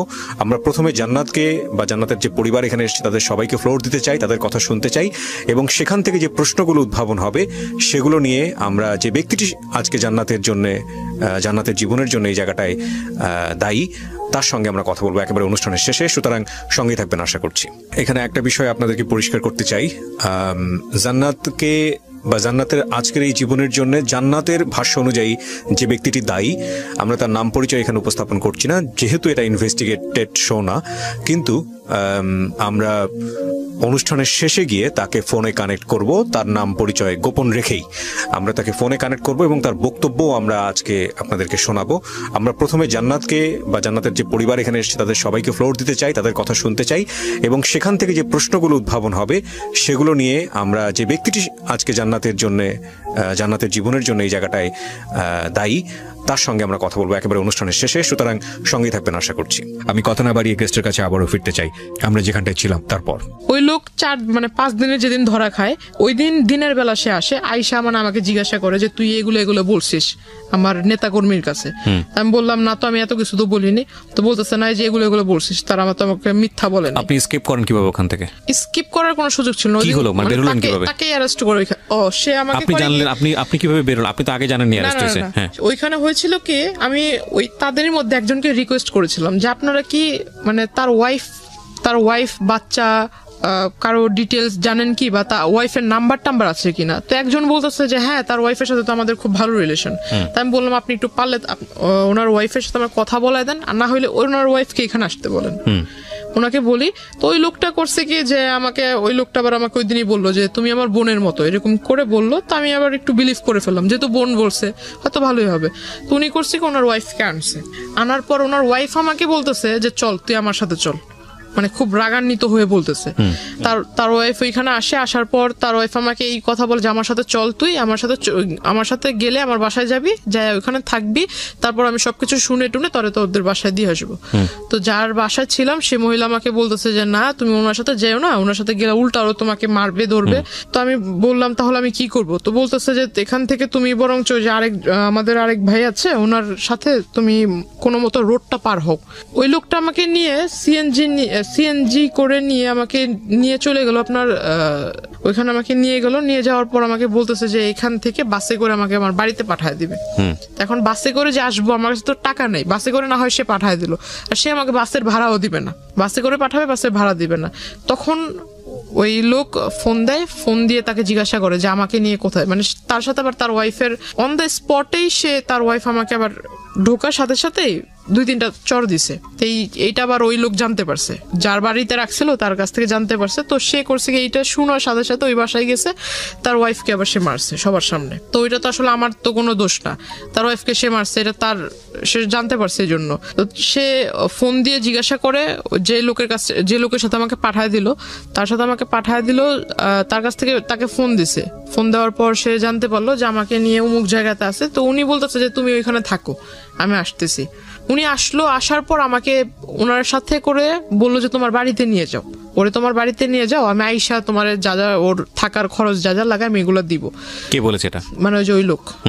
উনি ওনার সাথে ওনার বাড়িতে পাঠালো। তো ওনার বাড়িতে পাঠালো, হ্যাঁ ওনার ওয়াইফের বাসায় ছোট্ট একটা ঘরের ভিতরে তারা থাকে। এখন তাদের হাজবেন্ড ওয়াইফের মাঝখানে আমি কিভাবে থাকবো? ছোট্ট একটা ঘর, এই ঘরের ভিতরে তাকে আমি বলতেছি ভাই দেখেন আপনি আমাকে দয়া করে আমার বাসায় পৌঁছায় দেওয়ার ব্যবস্থা করেন, আমাকে বাসায় পৌঁছায় দেন। আর আপনি তো এই সমস্ত ঘটনা নিজেও দেখতেছেন, আপনি যেহেতু বোন বলে ডাকছেন আমাকে বাড়িতে দেন, আমি খুব উপকৃত হব। মানে যে লোকটার মাধ্যমে পাঠাচ্ছে ওই লোকটার সাথে আপনার কথোপকথন? হ্যাঁ, এই কথা বলার পর সে আমাকে বলতেছে যে না এখন আমি যদি আপনারে দেই তাহলে তো আমার নামে আবার কেস করে দিবে, উনি লিডার যে রাগী লোক, আমি আপনাকে দিব এই কথা জানতে পারলে আমার নামে কেস করে দিবে। তারপর ওইখান থেকে আমাকে সে তার সাথে তাদের বগুড়াতে নিয়ে যায়, তার ওয়াইফের তার শ্বশুর বাড়িতে। উনি আমাকে বলতেছে যে বোন দেখো তোমাকে যদি এখন আমি তোমার বাড়িতে দিয়ে আসতে যাই তাহলে আমার নামে তো সে কেস করে দিবে, তো আমি আসলে কোনো যাও খেটে খাচ্ছি তাও খেটে খেতে পারবো না। আপনাকে সেভ করতে সে তার বাড়িতে নিয়ে যায়? হ্যাঁ, তার শ্বশুর বাড়িতে নিয়ে যায়, তার ওয়াইফের সাথে, সে সহ তার ওয়াইফ, তাদের দুজনের সাথে আমাকে তাদের শ্বশুর বাড়িতে নিয়ে যায় বগুড়া। আপনি কি ইন দ্য মিন টাইম আপনার ফ্যামিলির সঙ্গে যোগাযোগ করতে পেরেছিলেন? কল করেছিলাম কিন্তু সেটা বলে দিছে, ওই ওনার ওয়াইফ বলে দিছে। আপনার ফ্যামিলির সঙ্গে কথা হয়েছে? আপনার মার কথা সঙ্গে হয়নি, কল করেছিলাম, কল রিসিভ করেনি, ওকে। আননোন নাম্বার দেখে কল রিসিভ করেনি। তো কিন্তু এটা আবার অলরেডি আপনাকে যে চিন্তাই করেছে বা যে অপহরণ করেছে ওটা সে উনি ইনফর্ম আবার হয়ে জেনে গেছে। গেছে। ওকে, তারপর জেনে গেছে। তারপর ওই বগুড়া থেকে সে হয়তো কোনো কিছু একটা ভেবেছে ওইখানে সেফ না, বা আমাকে রাখলে সে ধরা খায় যাবে।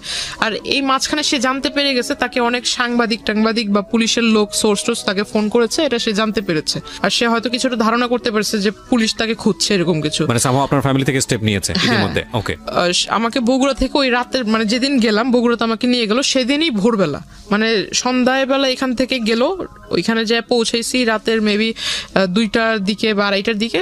ভোরবেলা সে আমাকে ওইখানে চলে গেছে আনার জন্য।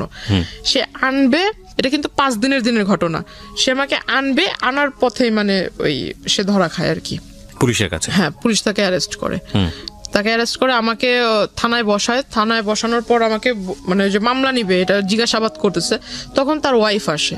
তার ওয়াইফ আইসা মানে আমাকে ওই ফোনের ভিতরে দেখায় যে আমি ওই যে আপনাকে বললাম যে গোসল করবার ঢোকার আগে যে 15 মিনিট আর সন্ধ্যাবেলা ঘুমানোর যে 15 মিনিট যে একটা ব্রেক দিত, ওই ব্রেকের ভিতরে মহিলা ঘরের ভিতরে যাই করতো, ওটা তখন আমার সন্দেহটা বাস্তবায়ন হয় যে হয় কোনো স্পাই ক্যামেরা নয়তো কোনো ফোন সেখানে সেট করা থাকতো।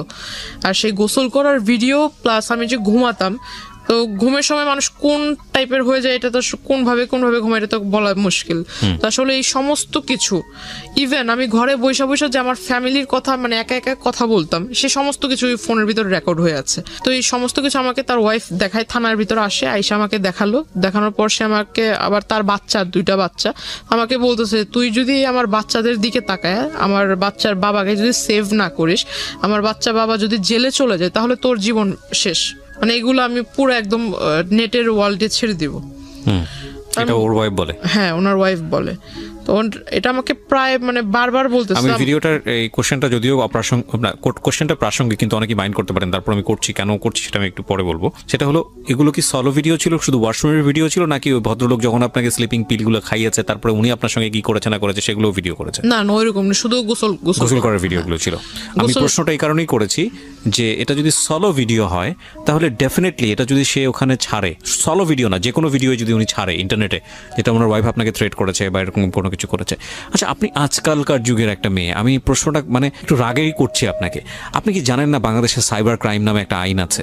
এটা নিয়ে আমাকে আসলে পরে এটা নিয়ে অনেকেই আমাকে অনেক কথা শুনেছে, এবং এটা কত শক্তিশালী আইন এটা আপনি জানেন? কিন্তু আমার জন্য আসলে যে আমি আপনাকে বললাম না যে আমি কারোর সাথে মিশি নাই, কাউকে ফ্রেন্ড করি নাই, কারোর সাথে নিজের কথাগুলো শেয়ার করতাম, এটা আমার একটা বড় খারাপ পয়েন্ট ছিল। পৃথিবীতে কারো মানে বাংলাদেশে কারো বাবারও সাধ্য নাই, যদি কথাটা এভাবে বলাটা উচিত না, যে কোনো মেয়ের বা কারো কোনো পার্সোনাল ইস্যু ভিডিও করে সেটা ইন্টারনেটে ছেড়েছে এবং তারপরে যে ভিকটিম হয়েছে সে যদি খালি মামলা করে এবং সে যদি কোনো আইনি স্টেপ নাই, এটা কারো মানে বললাম তো, এটা মানে কারোর সাধ্য নাই যে সেটাকে তার হাত থেকে বাঁচায়। কারণ অনেকেই মনে করে যে আমি অন্য কারো আইডি থেকে ছাড়বো, অন্য কারো থেকে ছাড়বো। এটার কিছু, এটাকে বলে মানে আইপি ট্র্যাক করে এটা ইজিলি বের করা সম্ভব, যেটা কে করেছে এটা বের করা কোনো ব্যাপারই না, এবং এটা খুব ইজিলি বের করা সম্ভব। এবং অহরহ উদাহরণ আছে ইন্টারনেটে, ফেসবুকে এরকম ঘটনা ঘটতেছে এবং তারা অ্যারেস্ট হচ্ছে। যাই হোক, তারপরে কি হলো? ওনাকে তখন মামলা লেখা হলো, আর উনি মানে থানার ভিতরে আপনাকে ভয় দেখাচ্ছে। আপনি তো চাইলে পুলিশকে তখনই ইনফর্ম করতে পারতেন। তখন মানে আসলে তো উনি আমাকে মানে শুধু সামনে এসে বলতেছে, অথচ আমার মা আমার সামনে আসতেছে, তখন আমার ভিতরে একটা ভয় কাজ করতেছে। আমার মা সামনে এসে আমাকে বুঝাইতেছে যে তুই ভয় না পেয়ে যা ঘটছে সেটা বলে ফেল। আসলে আমার ভিতর চিন্তা যে এই মহিলা যেভাবে বলতেছে, এখন এটা যদি সবার কাছে দেখায়, এখন একটা মেয়ের কাছে তো তার মানে শুধু মেয়ে না, যে কোনো মানুষের কাছে তার সম্মান অনেক ইম্পর্টেন্ট। হ্যাঁ, এখন এটা যদি আমি যে এলাকা থেকে বিলংস করি, এটা তো মানে অনেকটা গ্রাম্য এলাকার মতো, তো এখানে যদি এই জিনিসটা একবার ছড়ায় তাহলে তো আমার কথা নিলাম বাদ দিলাম, আমার ফ্যামিলিটা কি হবে? আর আমার মা তো এত বছর ধরে নানুর বাসায় আছে, আমার বাবার বাসায় থাকলে একটা আরেক কথা। ইনস্ট্যান্টলি আপনার জবানবন্দি নিয়েছে? ওই সময় আপনার জবানবন্দি নিয়েছে না পরে নিয়েছে? মানে যে কোর্টে যে নেয়, কোর্টে তো অনেক পরের বিষয়। থানাতে কি হয়েছে আপনি সেটা বলেন? থানাতে মামলা হয়। হ্যাঁ, থানাতে মামলা হয় যে আমার যে কি বলে মাইনর, হ্যাঁ, ওই যে নারী ও শিশু, মানে তখন তো আমার বয়সটা হয়নি। হ্যাঁ, নারী ও শিশু নির্যাতন আইনে মামলা হয়, অপহরণ মামলা, এটার মামলা হয়। মামলা হওয়ার পর তাকে থানাতে সারা রাত্র রাখা হয়, পরের দিন তাকেও কোর্টে মেবি পাঠানো হয় আর আমাকেও পাঠানো হয় আপনার যে হসপিটালে, বগুড়া কোর্টে। না না না, আপনার থেকে অ্যারেস্ট করেছে কোথায়? অ্যারেস্ট করেছে ঢাকাতে। ঢাকাতে অ্যারেস্ট করেছে, ওকে। তো আপনি তো ছিলেন তো বগুড়াতে? বগুড়া থেকে সে যখন ঢাকায় নিয়ে আসছে ওই দিনই, নামার পরে ঢাকাতে ল্যান্ড করার পরে? হ্যাঁ। ওকে, ল্যান্ড তো না, ঢাকাতে আসলে আসার পরে। হ্যাঁ, তো আমাকে মানে কোর্টে নিয়ে যায়, কোর্টে যে ডক্টরের যে চেক আপ গুলো থাকে ওখানে থাকে। তো ডক্টর আমাকে, মহিলা ডক্টর বলতেছে যেটা যেটা ঘটেছে সেটা বলবেন। এখন মহিলারা তো আমি আর বলতে পারি না যে আমার এই, মানে আমি তো নিজেই কনফিউজ যে আমাকে আদৌ কোনো ট্যাবলেট খাওয়াইছে কিনা, আদৌ আমাকে কোনো মানে কিছু খাওয়াইছে কিনা। এখন আমি বলতেছি যে না আসলে ওরকম কিছু না। আমার ভয়টা ছিল যে ওনার ওয়াইফ যদি কিছু একটা করে ফেলে, আমাকে যেভাবে বলতেছিল, আর ওনার ওয়াইফের পয়েন্টটা খেয়াল করবেন প্রিয় দর্শক এবং শ্রোতা। একটা যেটা হচ্ছে মামলা কিন্তু হয়েছে অপহরণ, নারী নির্যাতন মামলা, ওখানে কিন্তু ওই মামলায় কিন্তু তিনি অ্যারেস্ট, কিন্তু মামলা যেইটার উপরে বেসিস করে মামলার গতিবিধি যাবে সেটা হলো এই মেডিকেল রিপোর্টটা। এটা খুব ইম্পর্টেন্ট। এবং হ্যাঁ, মেডিকেল রিপোর্টটাতে যেটা আসতেছে সেটা খুবই ইম্পর্টেন্ট। পাশাপাশি পারিপার্শ্বিকভাবে অনেক বিষয় লজিক্যাল ব্যাপার আছে যে না ঠিক আছে তাহলে ওনাকে তুলে নিয়ে গেল কেন বা এরকম কেন করলো, সেগুলোও আছে, কিন্তু মেডিকেল রিপোর্টটা খুব খুব খুবই ইম্পর্টেন্ট। সেখানে কি হয়েছে দেখেন, বলেন। তারপর আমি আসলে ওনার ওয়াইফের কথা চিন্তা করে আমি ভাবলাম যে যেহেতু আমি সামনে ম্যাজিস্ট্রেট আমাদের পরিচিত ম্যাজিস্ট্রেট, কিন্তু ম্যাজিস্ট্রেট আমার কথা শুনে সে খুব রাগান্বিত হয়ে যায়। আমি যখন বলি সেও খুব রেগে যায় যে যেটা ঘটতেছে তুমি সেটা বলতেছো না কেন, তুমি অন্যভাবে কথা বলছো কেন। তো আমি এটা করলাম, করার পর মানে এখান থেকে তাহলে আমাকে তখন ওই একটা পুলিশ, মানে যে মহিলাটা আমাকে, মহিলা কনস্টেবল যে নিয়ে গেছিল, সে আমাকে বলতেছে তুমি যে এই কাজটা করলে এখন এই লোকটা তো বেঁচে গেল, তোমার এই জবানবন্দির উপরে বেঁচে গেল। ওই জবানবন্দির উপরে যে সে আসলে জামিন পেয়ে যাবে, আমি ভাবছিলাম যে মানে যেটা হয়েছে আসলে ভালো তো হয়নি, কিন্তু আমারও তো হাত পা বাঁধার মতোই। মানে অন্য সবাই চিন্তা করতেছে যেটা হয়েছে, মানে তুমি মরে গেছো আবার মরার চিন্তা করতেছো কেন, সবাই আমাকে এইভাবে বলতেছে। তা আমার কথা হইতেছে যে বাবা যখন দেখবে, মা যখন দেখবে এই বিষয়টা, তখন কি ভাববে। ডিসিশন পাওয়ার পর আমরা নিজেদের যতটুকু যথাসাধ্য চেষ্টা করে যে আসামিকে অ্যারেস্ট করছি, তা আসামিকে অ্যারেস্ট করে লাভটা কি হলো। ডেফিনেটলি মানে ক্ষিপ্ত হওয়া উচিত। আমরা নিজেরাই ক্ষিপ্ত হয়ে যাচ্ছি আপনার কথা শোনার পরে, খুব রেগে যায়। তখন আসলে আমি চুপচাপ ছিলাম, তখন আমাকে সে রাগ করে আমাকে বলতেছে যে ওরে বাড়িতে দিয়েও লাভ নাই, এর থেকে বোঝা যাইতেছে যে আসামির সাথে ওর ভালো কম্বিনেশন আছে। ইউ ডোন্ট ডিজার্ভ ইট, প্রথম কথা হচ্ছে এটা, কারণ আপনি এত বড় রকমের ভুল করেছেন, আনথিঙ্কেবল। ওকে, তারপর তখন আর আমাকে মানে কেউ পাত্তা দিচ্ছিল না, কেউ দাম দিয়ে কথা বলছিল না, কেউ আমাকে মানে কোন একটা ভালো কিছুর জন্য বলছিল না, সবাই যেন এরা চলতো। 4 মাস না 5 মাস পর সে জেল থেকে বের হওয়ার সাথে সাথে আমার মামির সাথে কন্ট্যাক্ট করে। আমার মামির সাথে একটা ভালো রিলেশন তৈরি করে ফেলে। মামির কাছে এই পিকচার গুলো পাঠায়, মামি আমাকে এই পিকচার গুলো দেখায়। মামিকে পিকচার কি নেটের মাধ্যমে পাঠিয়েছে নাকি মেইল করে? মেসেঞ্জারে উনি পাঠিয়েছে। সেটা তো নেটে ছাড়া হলো না, ব্যক্তিগতভাবে আদান প্রদান হয়েছে, কিন্তু নেটে ছেড়েছে। আপনি নিশ্চিত হয়েছেন কিভাবে? এটা তো মামির ফোন থেকে, মানে ওনার যে আপনার আইডি খুলে যে ওইটাতে ছাড়ছে, সেটার লিংক মামিকে দিয়েছে, আইডির লিংকটা। মামি আইডিতে ঢুকে পিকচার উনি দেখছে, দেখার পর আমাকে দেখাইছে। তখন আমি সুইসাইড করার আর কি মানে প্ল্যানটা করি। তখন থেকে মানে সে করে কি, ওই যে ওই পেপারস গুলা দিয়ে অভিযোগ করে 13টা জায়গাতে অভিযোগ করার পর আস্তে আস্তে মানে যে আপনার বাড়িতে র্যাব, তারপর পুলিশ, ডিভির লোক দিনে 3-4 বার করে এসে। আমি আমার বাড়ির লোকের হয়ে অভিযোগ করেছি যে আমার বাড়ির লোকগুলা মাদক ব্যবসার সাথে জড়িত, প্লাস আমার সাথেও বাজে কাজ করায়, আমাকে ফোর্স করে। ও কি চাচ্ছিল, মানে যে লোকটা আপনাকে এভাবে জোর করে নিয়ে সংসার করবে, সামহাও আপনাকে লাইফ লাগবে, যেহেতু এত কিছু হয়ে গেছে, এবং সে প্ল্যান ছিল আর কি। ওকে, তারপরে কিডন্যাপ করলো আপনার বোনকে। তারপর বোনকে কিডন্যাপ করার পর আমার বোনকে নেওয়ার সাথে সাথে আপনার খুব মানে আমাদেরকে তো কল দিচ্ছে, আমাকে কল দিচ্ছে বারবার, যে বলতেছে যে তুই যদি না আসিস তাহলে তোর বোনকে আর দেখতে পারবি না। বোনটা তখন 2 বছর, মানে 2 বছর বেবি, কত ছোট, তো ওকে আসলে খুব মারতেছিল, সেটা আমিও শুনতেছিলাম। ফোন লাউডে ছিল, প্লাস এটা আসলে ওই ট্র্যাক করা হচ্ছিল, প্রশাসনের লোক ট্র্যাক করতেছিল যে যা কথা হচ্ছিল। তো আমার বোনকেও চর দিছে, আমার বোনকে নিচে ফেলে আমার বোনের মাথার উপরও বুট জুতো দিয়ে মানে কি বলো ওটাকে, মানে চাপ দিচ্ছিল জোরে জোরে। প্রিয় দর্শক এবং শ্রোতা, এই পার্টটাতে ওনার যে ছোট বোন এবং ওনার মা দুজনই স্টুডিওর বাইরে আছে, আমরা দুজনকে এখানে হাজির করছি, এবং ভিডিও পার্টে আমরা ওনার বোনের ফেসটা আমরা দেখাবো না, এবং যেহেতু ওনার অপ্রাপ্ত বয়স্ক, আমরা একটু নিয়ে আসতে চাই, আমরা একটু ওনাদের কাছেও জিজ্ঞাসাবাদ করতে চাই আসলে কি, বিশেষ করে ওনার ছোট বোনকে জিজ্ঞাসাবাদ করতে চাই। কি নাম তোমার? হীরা। আচ্ছা, হীরার বয়স হচ্ছে 4 বছর। ওকে যখন এটা করা হয়েছিল তখন 2 বছর বয়স আপনি বলছিলেন, তাহলে তোর মনে থাকার কথা না। তারপরেও আমি টুকটাক, ওর আমাদের একটা প্লাস পয়েন্ট ছিল, আমাদের জন্য না, এটা প্রশাসনের জন্য প্লাস পয়েন্ট ছিল, যে প্রশাসন ওকে উদ্ধার করে, সেই প্রশাসনের কাছে ও যখন উদ্ধার করছে, ওই অন দ্য স্পটে আসামিকে অ্যারেস্ট করার সাথে সাথে মানে ও কিন্তু ওকে যখন জিজ্ঞাসা করছে বাবু তোমার সাথে কি করছে, সব বলে তখন দিছে। মানে ও সমস্ত কিছু না, বলে সেটা তো আমি মামলার চার্জশিটে মামলা যেটা হয়েছে আমি সেখানে ও দেখলাম। নিজের মুখে বলছে। হ্যাঁ, মামলাতে সেটা আমাদের জন্য কাগজপত্র একটা আছে, plus point ছিল। দেখে আমি কিছু পাই নাকি। তোমার কি মনে আছে হীরা যে 2 বছর আগে কি হয়েছিল, কে তোমাকে কোথায় নিয়ে গিয়েছিল মনে আছে? কোরআন দিছিল মানে ঘুরাইছে, পা ধরে ঘুরাইছে। ও পা ধরে ঘুরিয়েছে। চিন্তা তুমি লোকটাকে? কানা হ্যাঁ, ওর নাম আর কি, ও কানা বলে আর কি। কানা, বলে। কানা বলো তুমি ওকে। আচ্ছা, তো কোথা থেকে নিয়ে গিয়েছিল তোমাকে? আমি খেলতেছিলাম, তারপর আমার নিয়ে দিছিল, তোমাকে নিয়ে গিয়েছিল কি বলে নিয়ে গিয়েছিল? কইছে কি আমারে মারবো। মারবে তোমাকে, ধরে নিয়ে গেছিল। কি কি করেছে তোমাকে? ঘুরিয়েছে আর কি করেছে তোমার সাথে? পাউদে কোরআন দিছে, থাপ্পড় মারছে। থাপ্পড় মারছে। ওহো, তারপরে তুমি বাসায় আসলা কিভাবে? পাশে আমার নানা আইনা দিছে। আচ্ছা, কিভাবে উদ্ধার হয়েছিল আমাকে একটু বলেন তো, আপনি আচ্ছা, বলেন। যে ওকে মানে আমাকে ওই লোক বলছিল যে তোর মানে তোর বোনকে যে আমি যে নিয়ে আসছি, যেভাবে নিয়ে আসছি, যে মাধ্যমে নিয়ে আসছি, এখন ওর মুক্তিপণ হিসেবে যেটা চাই সেটা হলো তুই। না, আমি বুঝতে পেরেছি, আমি রেজাল্ট জানতে চাচ্ছি। তো আপনি তাহলে কি করলেন? ওনার কথায় কনভিন্স হয়েছে না? হ্যাঁ, আমার কথা শুনে আমার মনে হলো যে যেহেতু আমার কারণে সে এত কিছু করতেছে, আর আমাকে পাওয়ার পর যদি সে আসলে এগুলো না করে, এগুলো থেকে যদি বিরত থাকে, তাহলে আমি আমার বোন এবং মাকে ভালো রাখার জন্য, যাতে আমার কারণে তাদের সমাজের লোকের কাছ থেকে কিছু না শুনতে হয়, আমি এই জন্য এতটুকু স্যাক্রিফাইস করব। যেহেতু আমার লাইফের লেখাপড়ার ইচ্ছা ছিল, লেখাপড়াটা শেষ হয়ে আমি গেছে। কোনো ব্যাখ্যাতে যাচ্ছি না। তারপর আপনি হ্যাঁ, কি করলেন? তারপর আমি আসলে যাই। যান। ওনারা সবাই মিলে বসে একটা স্ট্যাম্পের মাধ্যমে, স্ট্যাম্পে লিখিত হয় যে ও আমাকে এই দিবে সেই দিবে, মানে জমি টমি দিবে, হাবিজাবি লিখে আমাকে ওর হাতে দেয়। এখানে একটা কথা বলে রাখি যারা শ্রোতা এবং দর্শক আছেন, এখানে আমরা খুব সচেতনভাবেই উনি যার সম্পর্কে কথাগুলো বলেছে তার পরিচিতি আমরা রিভিল করিনি, because this is not investigative show. এবং শুধু এটাই না, উনি যাকে মামা বলছেন বা যাদের আশেপাশে যে লোকজনের কথা আছে, they are highly background in our society, very very high background. এখানে আপনি বললে অবাক হয়ে যাবেন যেখানে কারা কারা ওনার সঙ্গে জড়িত। হ্যাঁ, মানে এমন কেউ নাই প্রশাসনের টপ লেভেল থেকে শুরু করে, মানে রাজনীতিবিদ থেকে শুরু করে ওনার আত্মীয় স্বজন, বাট আমরা কারোর পরিচয় রিভিল করিনি। বাট আমি কথাটা এই কারণেই বলছি যে এইরকম একটা ব্যাকগ্রাউন্ডে থাকার পরেও একটা মেয়ে এই পরিমাণ ভিকটিম হতে পারে আমাদের সোসাইটিতে, that is quite unthinkable to me. মানে আমি ভাবতে পারতেছি না এই কারণে যে মানে এতটা কিভাবে সম্ভব, বলেন। তারপর আমি ওখানে যাই, যাওয়ার পর দেখলাম, আমি যেদিন থেকে গেলাম, যাওয়ার পর দেখলাম যে একদম সে আর আগের মতো নাই, সে একদম ভালো না। আমি যতদিন ছিলাম ততদিন আর কোনো সমস্যা নেই। কতদিন ছিলেন? আমি ওখানে 15 দিন ছিলাম। তারপরে ব্যাক করলেন কেন?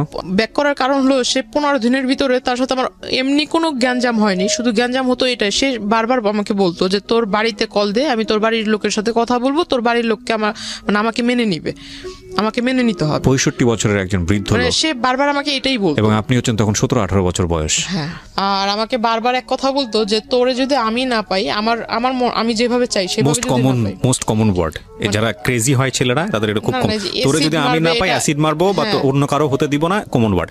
না, আপনি ছেলেটা সেখানে কমন ওয়ার্ড কিভাবে বলবেন? সাথে অ্যাসিড নিয়ে আসছে হাতে করে, ওকে, সাথে করে অ্যাসিড নিয়ে আসছে। আচ্ছা, মামা আমাকে বাসায় যেতে বললো, বাসায় চলে যাই। বাসায় যাওয়ার পর আমি আসলে গেছি, তার পরের দিনই আমার নামে মামলা করে যে আমি তার বাসা থেকে আসার সময় জিনিসপত্র চুরি করে নিয়ে আসছেন। হ্যাঁ, তার জমি জমার টাকা পয়সা, তার পাসপোর্ট, তার নাকি ট্রান্সপোর্টের লাইসেন্স। বাংলাদেশে এই মামলা অসংখ্য মেয়ের নামে করে যখন এই যে বাসা থেকে চলে আসে।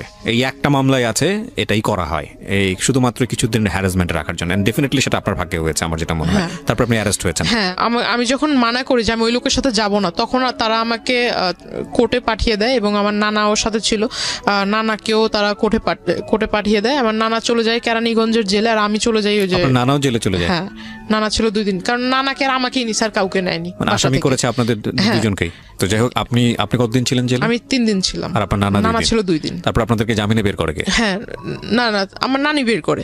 আপনার মার সাথে একটু কথা বলবো আমি। হ্যাঁ, আপনার মাকে আপনি দিবেন, উনি ইশারায় কথা বলুক, আপনি আমার হয়ে কোশ্চেনগুলো ওনাকে করেন, তাহলে উনি যদি অ্যান্সারটা বলবে, ওটাও আপনি দোভাষ হিসেবে কাজ করেন, ওটা আপনার কাছে রাখেন। আমি একটু আপনার সঙ্গে কথা বলতে যাচ্ছি, সেটা হলো যে আপনার মেয়ে যে এত কিছু করেছে, মানে এত ঘটনা ঘটেছে, এখন মেয়েকে নিয়ে কি চিন্তা করছেন? কিছু বলতে চান আপনি? একটু বোঝেন তো। আচ্ছা, আমার মা বলতেছে যে আমার এখন আমার গার্ডিয়ান হিসেবে আমার বাবা মা না, আমার নানা নানি হলো আমার মেন গার্ডিয়ান। বাট আমার নানা নানি কয়দিন বাঁচবে, হয়তো কিছু আর 2-1 বছর পর তারা মারা যাবে।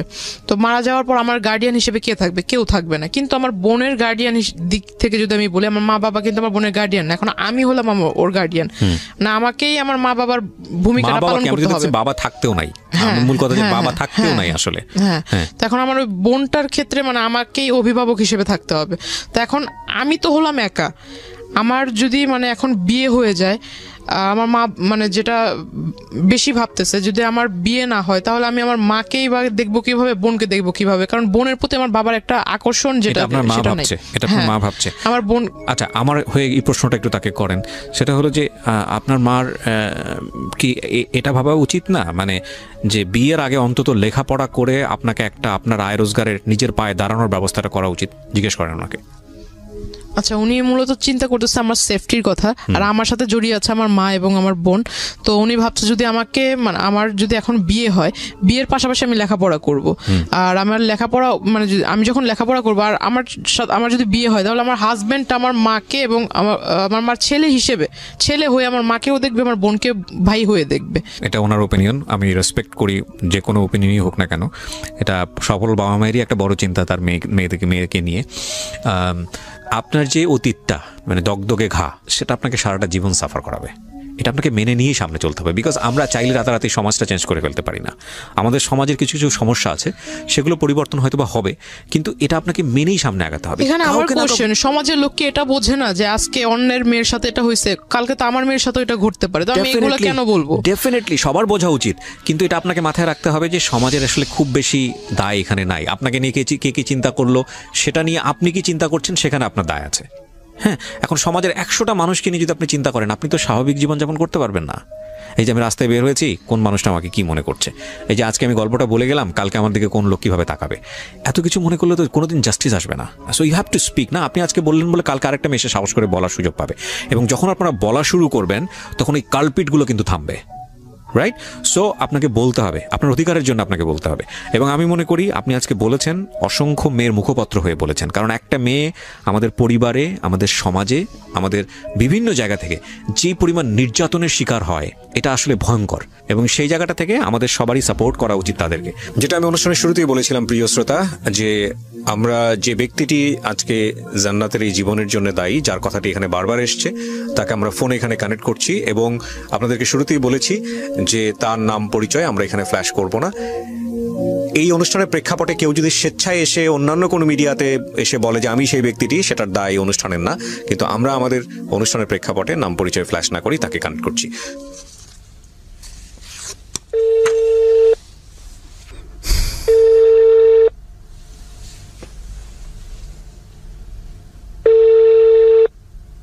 জি, আসসালামু আলাইকুম ভাইজান, কেমন আছেন? ভালো আছেন আপনি? আলহামদুলিল্লাহ। আচ্ছা, আপনার কাছে ফোন দিয়েছি জানার জন্য, সেটা হচ্ছে জান্নাত নামে কোনো মেয়ে কি আপনি চেনেন? হ্যাঁ, চিনি। আচ্ছা, উনি এসেছিলেন আমাদের এখানে, জীবন গল্পটা এখানে বলেছে, তো পুরো জীবন গল্পেই যেটা হয়েছে যে আপনার নামটা জড়িত। হ্যাঁ, তো আমরা যে গল্পটা নিলাম সেখানে আমরা দেখেছি যে মূল বিষয়টা যেটা এসছে, বেশ কয়েকটা বিষয় আপনার বক্তব্য জানার জন্য আপনাকে ফোন দেয়া, এবং এই 1 নম্বর সেটা হলো যে উনি যেটা দাবি করেছেন যে এক পর্যায়ে ওনাকে আপনি প্রেমে পড়তে বাধ্য করেন বা এরকম একটা কিছু, এবং তারপরে যেটা হয় যে ওনাকে আপনি কিডন্যাপ করে বিয়ে করেন, জোর করে বিয়ে করেন, এবং কিছু কাগজে সাইন নেন। এটা কতটুকু সত্য? 100% মিথ্যা। ইনশাআল্লাহ আমি কোরআন শরীফ হাতে নিয়ে আপনাদের সামনে বসবো, আমি সব এভিডেন্স দিয়ে আপনার সাথে বসবো। কিন্তু আমার এখানে যে এভিডেন্সটা আমি পেয়েছি, এই ঘটনার প্রেক্ষাপটে আপনার বিরুদ্ধে একটা মামলা হয়। হ্যাঁ, ওই মামলাটাতে সে 22 ধারা কি জবানবন্দি দিয়েছে, ওটা কি দেখছেন? না, জবানবন্দির আমার হাতে যে চার্জশিটটা আছে, সেই চার্জশিটে আমি যেটা দেখতে পাচ্ছি, এখানে চার্জশিটে আপনাকে দোষী প্রমাণ করা হয়েছে। না, আমি এখনো দোষী প্রমাণনে মামলা প্রায় খালাসের পথে।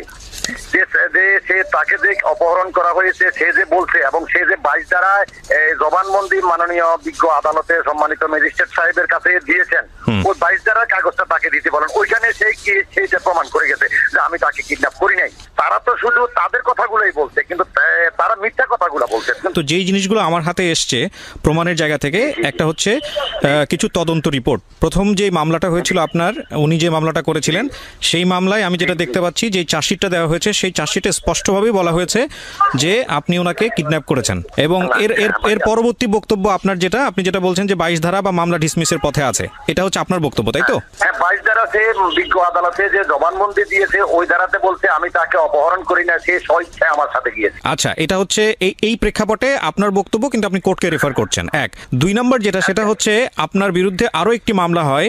সেই মামলাটা হচ্ছে তার যে ছোট বোন, তার বয়স এখন তার ছোট বোনকে অপহরণ করেন আপনি, এবং তাকে পাওয়ার জন্য, তাকে করার জন্য, মানে জোর করে পাওয়ার জন্য। সেই সময় আপনার তার সাথে যে ফোনের কথোপকথন, সেই কথোপকথন লিখিত আকারে এখানে আছে। এবং আমি যেটা দেখতে পাচ্ছি সেই মামলারও একটা চার্জশিট হয়েছে, সেই চার্জশিটে স্পষ্ট করে বলা হয়েছে যে আপনি অপহরণ করেছেন, আপনাকে অন স্পট ধরা হয়েছে এবং আপনি এটার অপরাধী। কি বলার আছে এটার প্রেক্ষাপটে?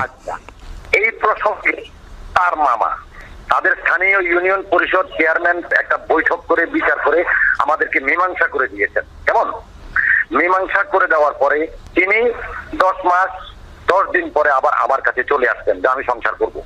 এই প্রতিমধ্যে তার মামা, তার নানি এবং তার তার নানা, তার মামি, তার মামা এবং সে প্রায় আমার সাথে যোগাযোগ করতো টেলিফোনে। আমি বললাম যে না, যেটা একেবারে শেষ হয়ে গেছে ওটা নিয়ে আমি আর মাথা কামাইতে রাজি না।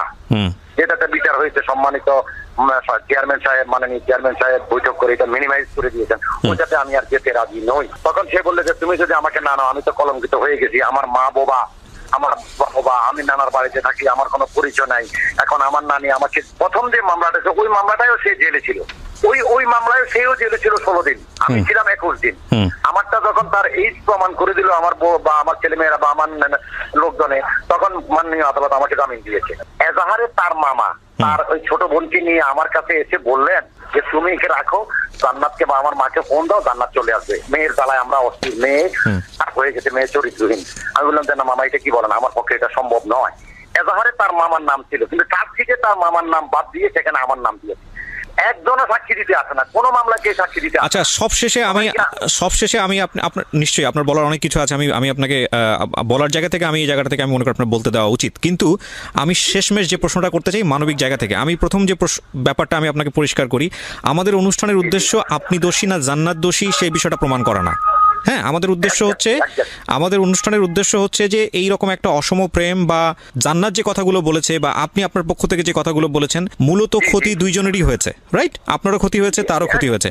সো এই ক্ষতির বিষয়টা মানুষ জেনে মানুষ যাতে সচেতন হয়। আপনাদের দুজনের কারো দিকে আঙুল তোলা আমাদের অনুষ্ঠানের উদ্দেশ্য না। অনুষ্ঠানের মূল জায়গাটা হচ্ছে মানুষকে সচেতন করা। এবং একই সাথে আপনাকে এটাও বলতে চাই যে আমাদের এই যে আমরা আপনাদের দুজনকে দেখিয়ে মানুষকে সচেতন করছি, আর যদি দোষী বা নির্দোষের ব্যাপারটা থাকে সেটা সম্পূর্ণ এখতিয়ার হচ্ছে কোর্টের। আমরা শুধু কিছু কাগজ পেয়েছি এবং আমরা মনে হচ্ছে যে আপনার বক্তব্যটা জানা উচিত, সে অর্থে আপনার বক্তব্যটা জানলাম। এবার আমি আপনাকে কিছু প্রশ্ন করতে চাই। প্রথম কথা হচ্ছে আপনার বয়স, আমি যেটা দেখলাম কাগজে কলমে এখানে 50 বলা হয়েছে। তো হ্যাঁ, তো এই যে 50 বছর বয়স বা যাই বলি না কেন, এইরকম একটা বয়সে থেকে পূর্বে স্ত্রী থাকা অবস্থায়, বাচ্চা থাকা অবস্থায় এরকম একটা আন্ডার এজ মেয়ের সঙ্গে আপনার সম্পর্কে যাওয়ার প্রয়োজনটা কি ছিল? আপনি শুধু এই বিষয়টা বলেন। আমার কোনো প্রয়োজন ছিল না। তার নানি এবং তার নানি যখন যে মামলাটা বিনা দোষে আমাকে এবং তাকে জেলে দিয়েছিল প্রথম মামলাটা, এই মামলার পরিপ্রেক্ষিতে সে জামিন পেয়েছে, আমি জামিন পেয়েছি। জামিন পেয়ে আসার পর সে কার কাছে খবর পেলো আমার জামিন হয়েছে, সে আমাকে টেলিফোনে, আমার ফেসবুকে যাবতীয় টেলিফোন মানে করতে করতে আমাকে অস্থির বানায় ফেলছে যে আমি আপনার কাছে মাপ চাবো, দেখা করবো, এই করবো, সেই করবো, অনেক কথা। তখন আমি আমার বউকে জিজ্ঞাসা করলাম যে আমি কি যাবো? বলে তোমাকে এত মান সম্মান, তোমার একটা রাজনৈতিক নেতৃত্ব তোমার জীবন ধ্বংস করে দিও, তুমি আবার তার সাথে কেন দেখা করবা? আমি বললাম না যাই, নো প্রবলেম, অসুবিধা নাই, তুমি কোনো নোটটা চিন্তা করো না, আমার কোনো ওই ধরনের টেন্ডেন্সি নেই। আমি তাকে মেয়ের মতোই জানতাম ভাই, বুঝছেন? আপনি তাকে মেয়ের মতো জানতেন, সে আপনাকে বিয়ে করতে চেয়েছে, এগুলো কি বিশ্বাসযোগ্য?